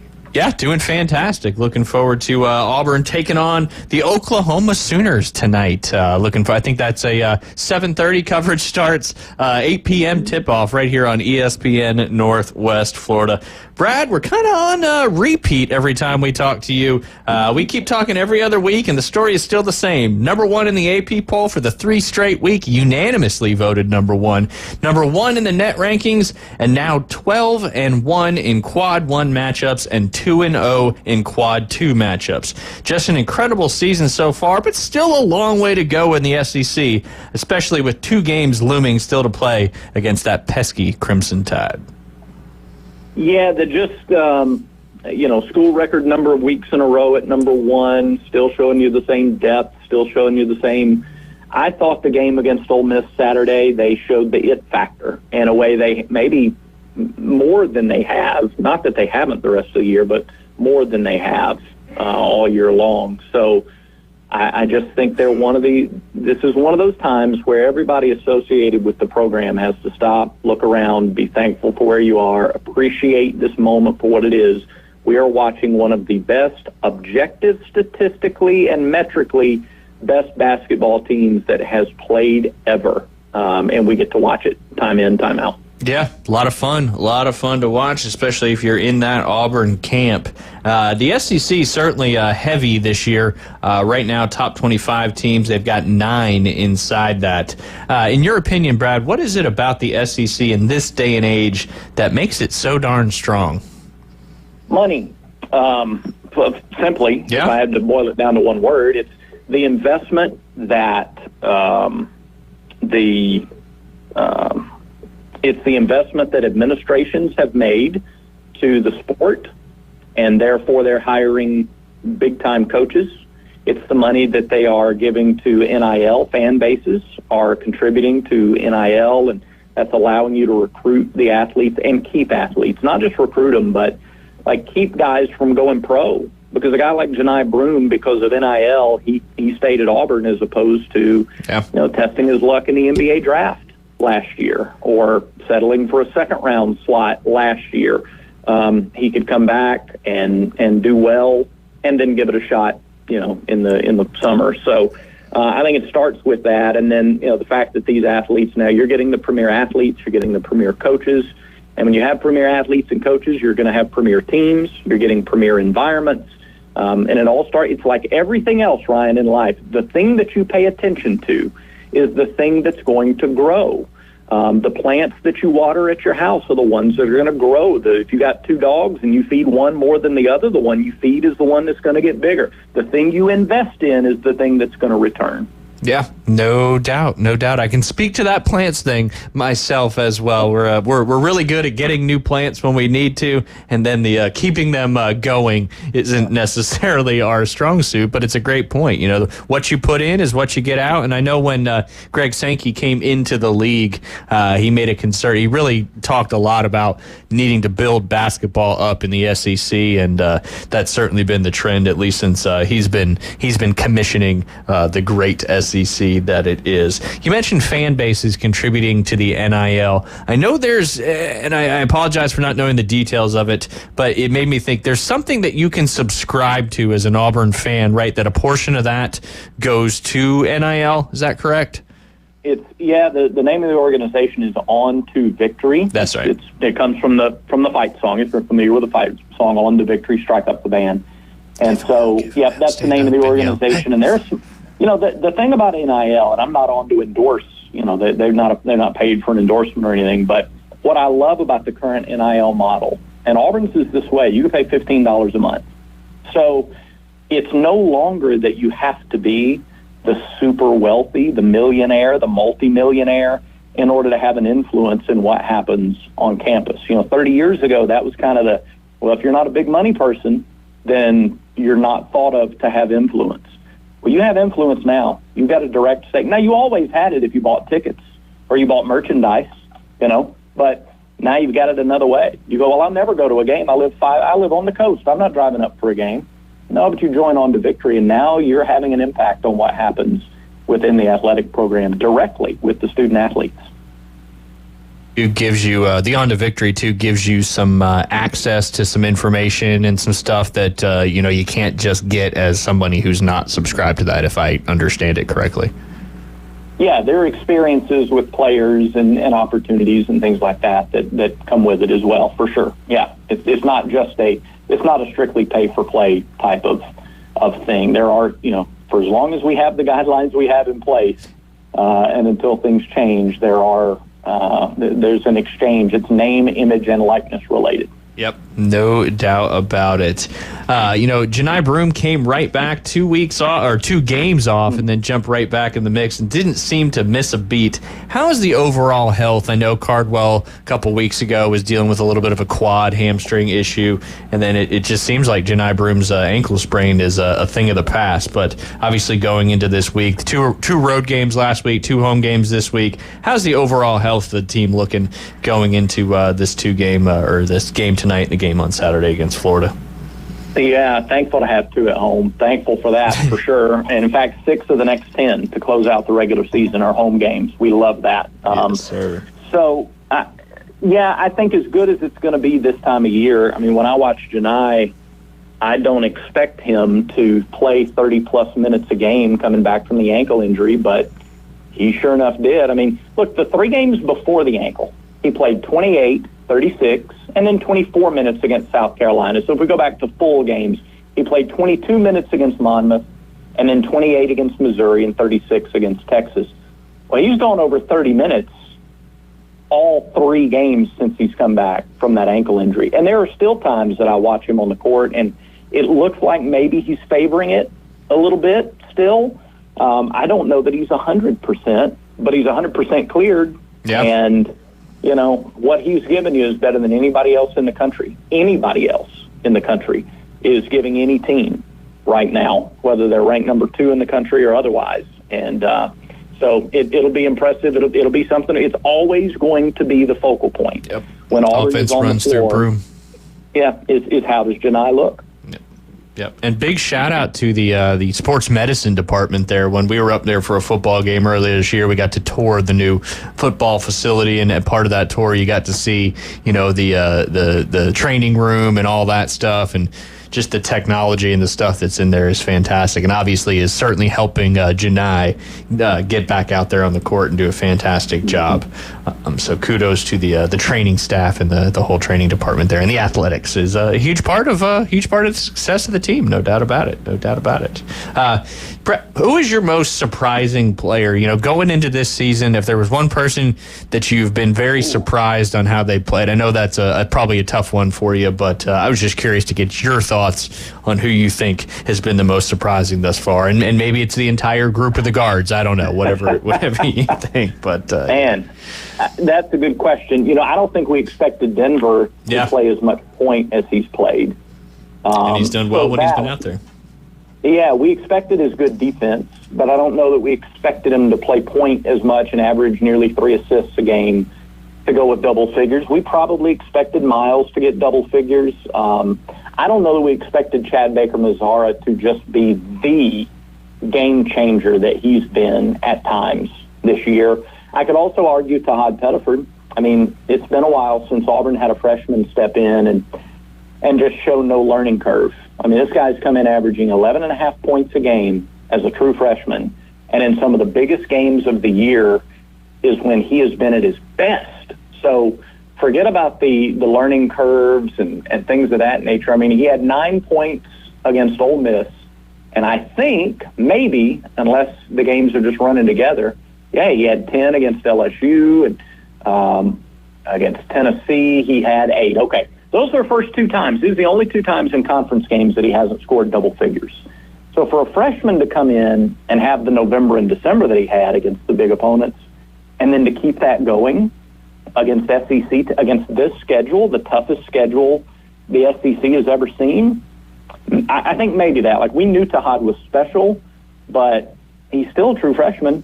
Not so you'd really notice it watching him, though. No doubt. And he's done a lot of damage on the road, too. That's what I've been the most impressed about. He seems to thrive a little bit better on the road, which, to be honest, has been kind of the basketball team's bugaboo the last few years. Been looking really, really good at home, but just sometimes on the road, neutral sites, just didn't quite have the same energy. And he seems to pick it up at the right time between him and Chad Baker-Mazara. Just the energy that those guys bring to the team is second to none, no doubt about that. OU coming to Neville Arena tonight. First time as an SEC foe. Auburn just need to keep up their normal stuff to get the victory tonight. Yeah, I think so. I mean, Oklahoma, I'm glad that Oklahoma's last game went the way it went, because they totally shellacked Vanderbilt, beat them by 30, and trailed at the half, and might have trailed double figures. I don't know, I got to go back and look. But just a tsunami in the second half for Oklahoma. They shot 63% for the game. They shot 72. They shot 72% in the second half. Outscored Vandy 61-27 in the second half of that game. And it's your top 2 scorers in the SEC in conference games only, in Janai Broome and then Jalen Moore, who's from Birmingham, 3rd in the league overall, but tops in conference games only in scoring. And so it's you got 2 premier scorers, you got 2 really strong offensive teams, and Oklahoma has Auburn's attention because they put up 90-plus against Vanderbilt, a Commodore team that had just cracked the top 25 when that game went on. Yeah, absolutely, and of course, the defense from Auburn, I think, is what gives us the advantage tonight in that game. The defense has been playing fantastic. Speaking of defense, a big one coming to Neville Arena this Saturday, as the Auburn Tigers will be hosting the currently 6th-ranked Florida Gators, who are having a fantastic season themselves. But other than the win at home against, at the time, number 1 ranked Tennessee, they really haven't played that well against top 25 teams on the road, with both losses to Kentucky and most recently a loss to Tennessee this past weekend where they only scored 44 points. In addition, they have no other top 25 wins so far this season. Luckily, Auburn gets them at home. What does this matchup look like for Auburn coming up this Saturday? It'll be right here on ESPN Northwest Florida. Yeah, I think it's going to look very similar to the Tennessee game, in that the two teams know so much about each other. Todd Golden was on the Auburn staff the first couple of years that BP was here, and so they know each other very well. Todd Golden and Stephen Pearl are close friends, and so they run a lot of our stuff. We run a lot of their stuff, and that's kind of the way the coaches look at it. That's how they talk about them. So I would expect a game that it was similar to Tennessee. You heard the coaches say, we know what they're going to run, and they know what we're going to run. So that makes it tough to run what you want to run. And I expect something similar from Florida. The last, 8-9 games, Auburn's won 5, Florida has won 4. So you hope home court comes into play. It's a top 10 game. Atmosphere should be off the charts. And it's another opportunity for a top 10 win. I mean, Auburn hadn't hosted a top 10 game until before Tennessee played here 2 weeks ago, since 1959. And we're going to host 3 of them this season. And this Florida one is the second of those 3. Yeah, no, absolutely. And, they've obviously played number 4 ranked Houston, number 5 ranked Iowa State. Those were both neutral site games. And number 12 ranked North Carolina at the time. North Carolina's season is kind of dropping down. They may fall out of that quad 1 win bracket for them then. And of course, they did lose, that only loss of the season by only 6 points at one of the toughest places to play in the league at the Cameron Indoor Arena there against Duke. And obviously Duke has risen to number 2 in the country behind Cooper Flagg and a very strong Duke Blue Devils team, but also beat number 16 Purdue at the time, number 23 Georgia at the time, another top 10 win over Tennessee. That one was at home, low-scoring game, 2 great defenses, kind of what you're likening to this Florida game potentially being like. Recently, last week, beat Ole Miss, number 23, and then, of course, they beat Mississippi State as well when they were ranked 15th in a very dominant game. So Auburn just continues to just look like, no doubt, the best basketball team in the country. Now, it doesn't mean, we got a long way to go. Still got a lot of tough games in that SEC schedule and, of course, the SEC tournament. But hopefully this season's a little reminiscent of that 21-22 season where they made a great run there into the Final Four. So we're hoping for the best. That is for sure. I'm sure there'll be a packed-out crowd. You think game day is? I don't know if they announced the schedule that far in advance, but it seems like that Florida-Auburn game might be another game day opportunity. You know anything about that? The Florida-Auburn, no, they're going to. I think they're going to Kansas State, Iowa State, maybe this Saturday. Okay.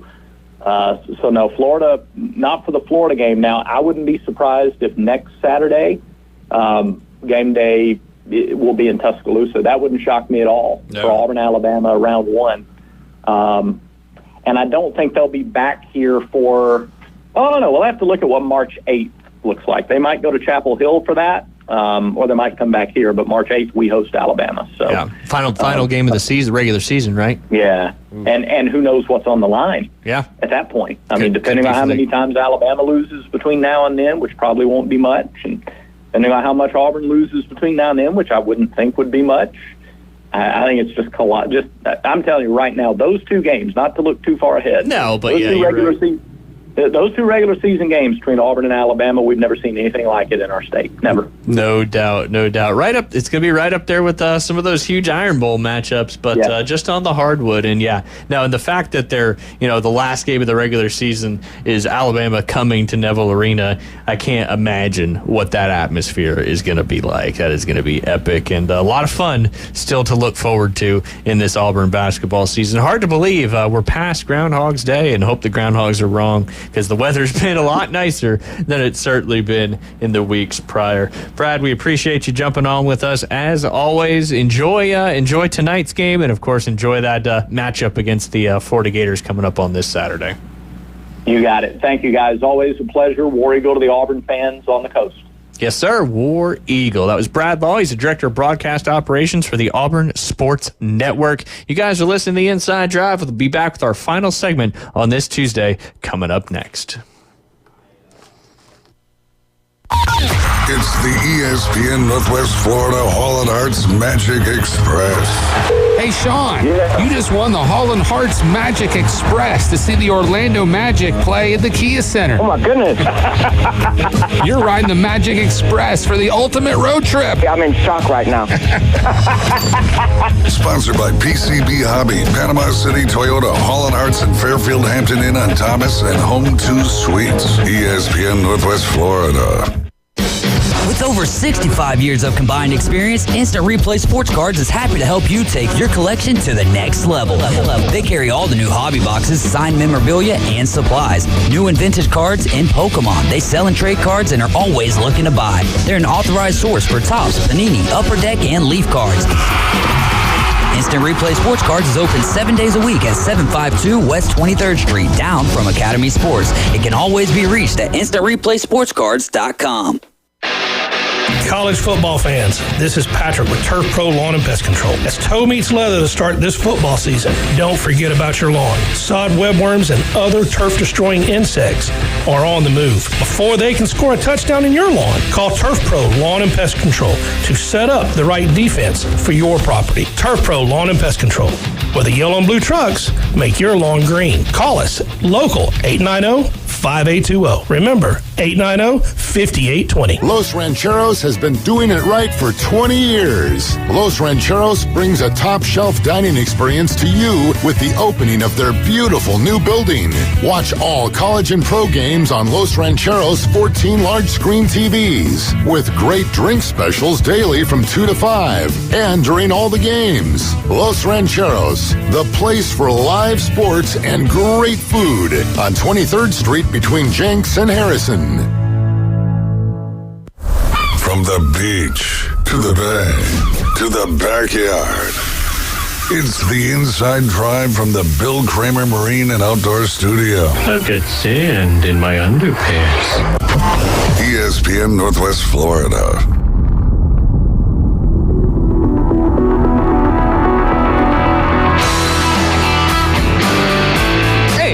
Welcome back. You're listening to The Inside Drive live here on ESPN Northwest Florida.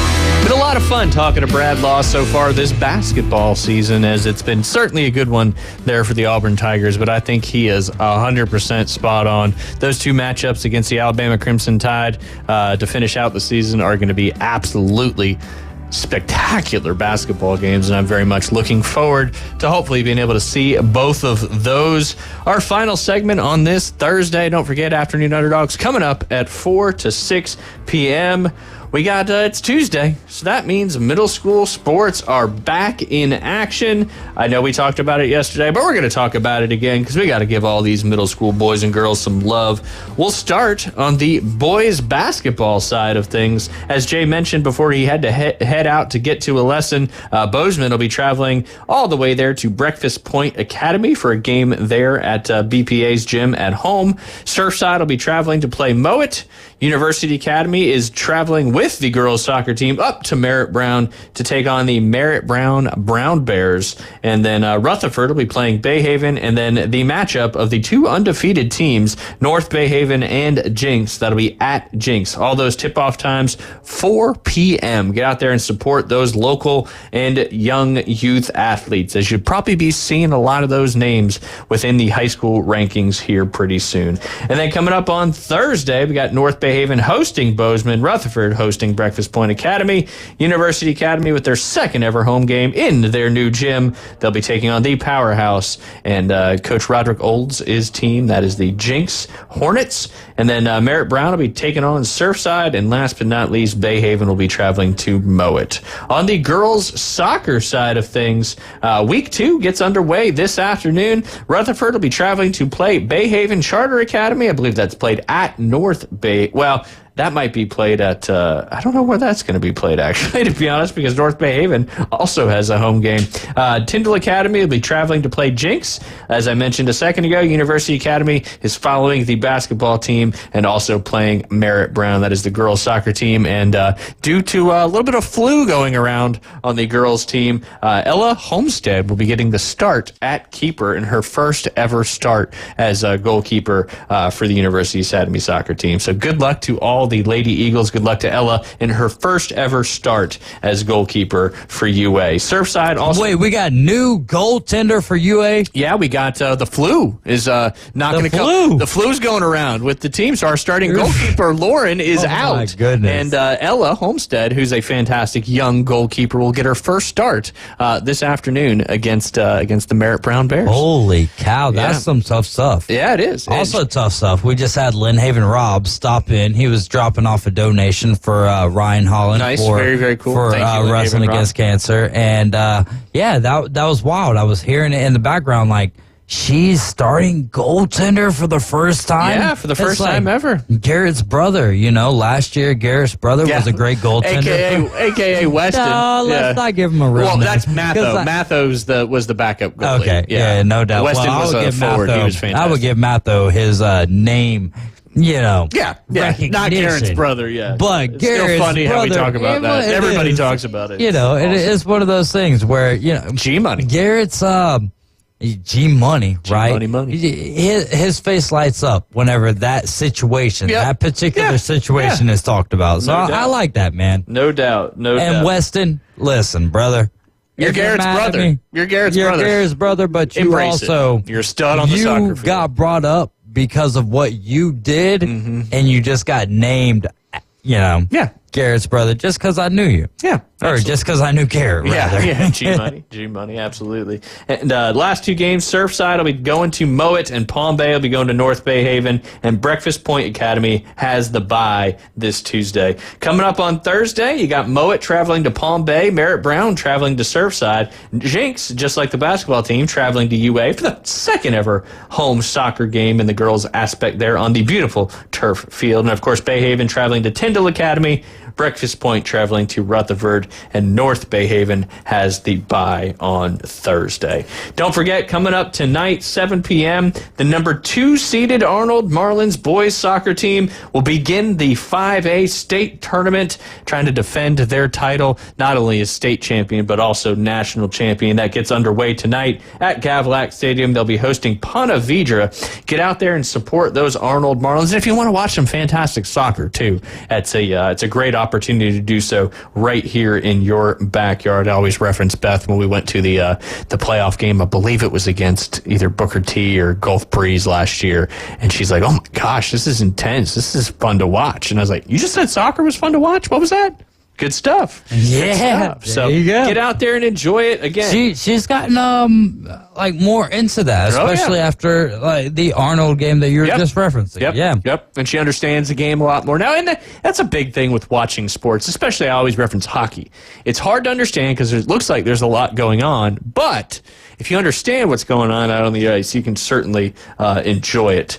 No doubt about that. Right, and I'll also say this, man. If you're not following Banji Balmadella, he is one of those fellas that he didn't know soccer before he got here. And now, because of, soccer, baseball being he's from Metro Atlanta. Yeah. And what he's done here in this area, not what he's done, obviously, what the soccer players have done. But he's fallen in love. Coverage of it and knowledge of it now. And he's fallen in love with the sport. And I think that's such a beautiful thing. Yeah, no doubt. And he's on with you Wednesdays at 4, is that correct? Normally 4 to 5, yeah. Okay, yeah, there you go with your big-time local sports update, as he is a wealth of knowledge, and not just here in Bay County, but Bay County and beyond. Right, really and on throughout our whole listening area. Mondays 11:20, you get the high school middle school basketball update right here on the Inside Drive. And we appreciate Chris Fall, Brent Dillard, and all those guys from SES for jumping in and wanting to keep those boys top of mind.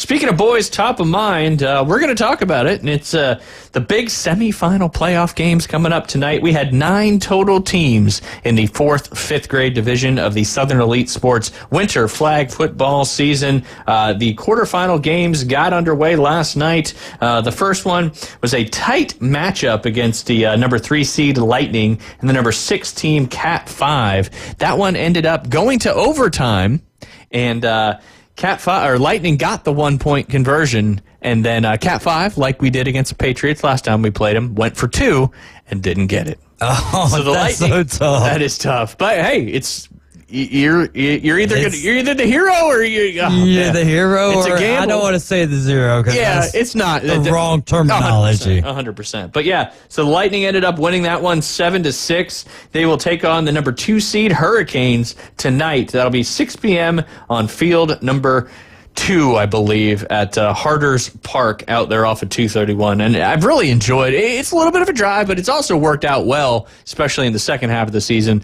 A lot of the middle school soccer games were like tonight we play Merritt Brown, or this afternoon we play Merritt Brown, which is down the road from Harder's Park. So it's right down the road. So we may get there a little early and watch the first Don't tell me semifinal y'all are game. going out to eat, though, because that gets a little discombobulated. It depends. Yeah, it gets dicey. Last time we it got a little dicey. We were waiting a little bit, and we made it, though. We made it. Because if I'm not there, like, early, I get real flustered because I have things, and they got to be in order. And that was the only time where I was like, oh, y'all haven't warmed up yet? Most of the time when I show up, it's like everyone's already in lines and stuff, and that night was like no one was doing it. They're like, yeah, we haven't warmed okay. Yep. All right, then we'll figure it out. Yeah. I mean, it's not like we don't do that every time, and the kids couldn't take it on their own to do it. No, they'll figure it out. Man, that's one thing I think that I know that I love about Dynasty is, like, these kids know what's going on. Yeah. You know, we just have all we have to do is same page. Push them in a general direction, and they're ready to go. Absolutely. And you know what? Also, Worm Brown, if you're listening, you got a great, really every team out there, especially top 5 teams. Come on now, fantastic. Y'all are all phenomenal, and if you think we don't think that, you're wrong. Yeah, no, 100%. And speaking of fantastic teams, on the other side of the bracket, you had the number 4 seed Patriots take on the number 5 seed Ankle Biters. Another close matchup in that one as well, as the Patriots got up 8-6, and then kind of late in the second half had a ceiling interception and basically just could run out the clock at that point. So we will be taking on the number 4 seed Patriots tonight at 7 p.m. following the Hurricanes and the Lightning. Do want to give a shout out to Adam Mullinax and his Raiders playing in the PC NFL Flag League. He's a friend of mine on Facebook. Yeah, there you go. And they won the championship last night over there in the PC NFL Flag League. So congratulations to them. I believe they beat what's the team that we scrimmaged? Oh, the Chargers? The Jaguars. Is it Jaguars? I thought it was blue and yellow. Bill Holt, Tim Adams. What's the name of your team? I believe it's the Jaguars. The Jaguars. Either way. So congratulations. And they brought some competition to the table. Absolutely. So Adam Mullinax and his team ended up winning the championship. And we played the Ball Hogs in the semifinals last year in the Winter League, and they took us to overtime, and we needed that overtime catch to move on to the championship. No doubt about that. So and that's all you could ask for in these playoffs is fun, competitive, close games. Hey, at the end of the day, coaches, all they can do is just put you in the right position, but there's a ton of really good talent here in Panama City, and I love that, man. I love watching these teams play. Yeah, absolutely. I mean, and we'll be dabbling or dipping our toes into the pylon world. We'll be dabbling into the pylon world here coming up on March 1st and 2nd as Panama City Beach is hosting a Pylon 7-on-7 event. March 1st, March 2nd? Sports Park over there on the turf. So I'm looking forward to not only just kind of seeing how we stand against some competition from outside the area, but also watching some of those high school kids because Pylon... Wait, this is high school? Well, they got 18U all the way down to low. Are we going to be having reunions with maybe kids that haven't been on our team in a while? Well, no. It's gonna be the same team that we've had. No, we've got two kids that are because I'm gonna guess Joey and Jake. That's correct. Okay, we're playing 12U because there was no 11U. So, hey, but when those guys, those are guys that I entrust as leaders on the squad. Miles Tag, they are leaders as well, and then obviously I've got leader. I would say. The guy that I entrust the most, the only guy that I say no to more than anyone else, Liam. No doubt. But we're looking forward, and I'm looking forward to seeing the talent in those older grades because there's a lot of recruiting that comes out of Pylon and Premier and all that stuff because it's a heavy offensive league where you got 4 seconds to pass. It's all about offense. If you pick a ball off, you don't even get to return it. It's just the play's dead there. You get 2 points and you go the other way. So. All right. Well, they're gonna see. Yeah. No. Well, they gonna see, or we'll find out one way or the other. Find out. But let's not say it like that. Yeah. They're gonna see. Oh, goodness gracious. Real quick before we end the show, Adam Scheffler reposted this little sad news out of the Tiger Woods camp. He announced it was with heartfelt sadness that I want to share my dear mother, Clotilda Woods, passed away early this morning. Tiger Woods' mom? Yeah, passed away. My mom. Just at TGL. Yeah, she was. She was there. Yep. My mom was a force of nature all on her own. Her spirit was simply undeniable. She was quick with the needle and a laugh. She was my biggest fan, greatest supporter. Without her, none of my personal achievements would have been possible. She was loved by so many, but especially her 2 grandchildren, Sam and Charlie. Thank you for all your support, prayers, and privacy at this difficult time for me and my family. Love you, Mom. That's out of the Tiger Woods camp. Holy cow, bro. As someone who's lost a lot of family in like the last few months or whatever, it's so tough. I lost my best friend, and we'll talk about that more around, I guess, the month that they call Suicide Month or whatever. But, wow. Yep. I know, I'm not talking but wow. Just, I know it's tough, Ty. Yeah. I know it's tough. He lost his dad kind of halfway in the middle of his career, and his mom's been with him the rest of the way, so he doesn't really know professional golf without his mom. Yeah, and you know what? You'll bounce back. You will. If there's anybody that can do it, it's certainly Tiger Woods. But yeah, it's one of the toughest things though that you'll and again, I'm not speaking to the choir or whatever. It's one of those things where, again, I'm taking us way too long. No, you're fine. You're fine. I'm like literally taking us. Yeah, well, I feel like I'm still talking. If you're not hearing the music, you're like, what's going on? Yeah. Afternoon Underdogs coming up at 4. Good luck to the 4 remaining teams in the SES Winter Flag Football Playoffs. We'll see you guys tomorrow. ESPN Northwest Florida. Colin Cowherd. There are basically 4 organizations that keep getting to this game the last 8 years. The Chiefs, the Eagles, the Niners, and the Rams. They keep getting to this game regularly. It's one common thread. The front offices are hyper-aggressive. Deal-making. Moving up in the draft. That's it. The Herd with Colin Cowherd. Weekdays.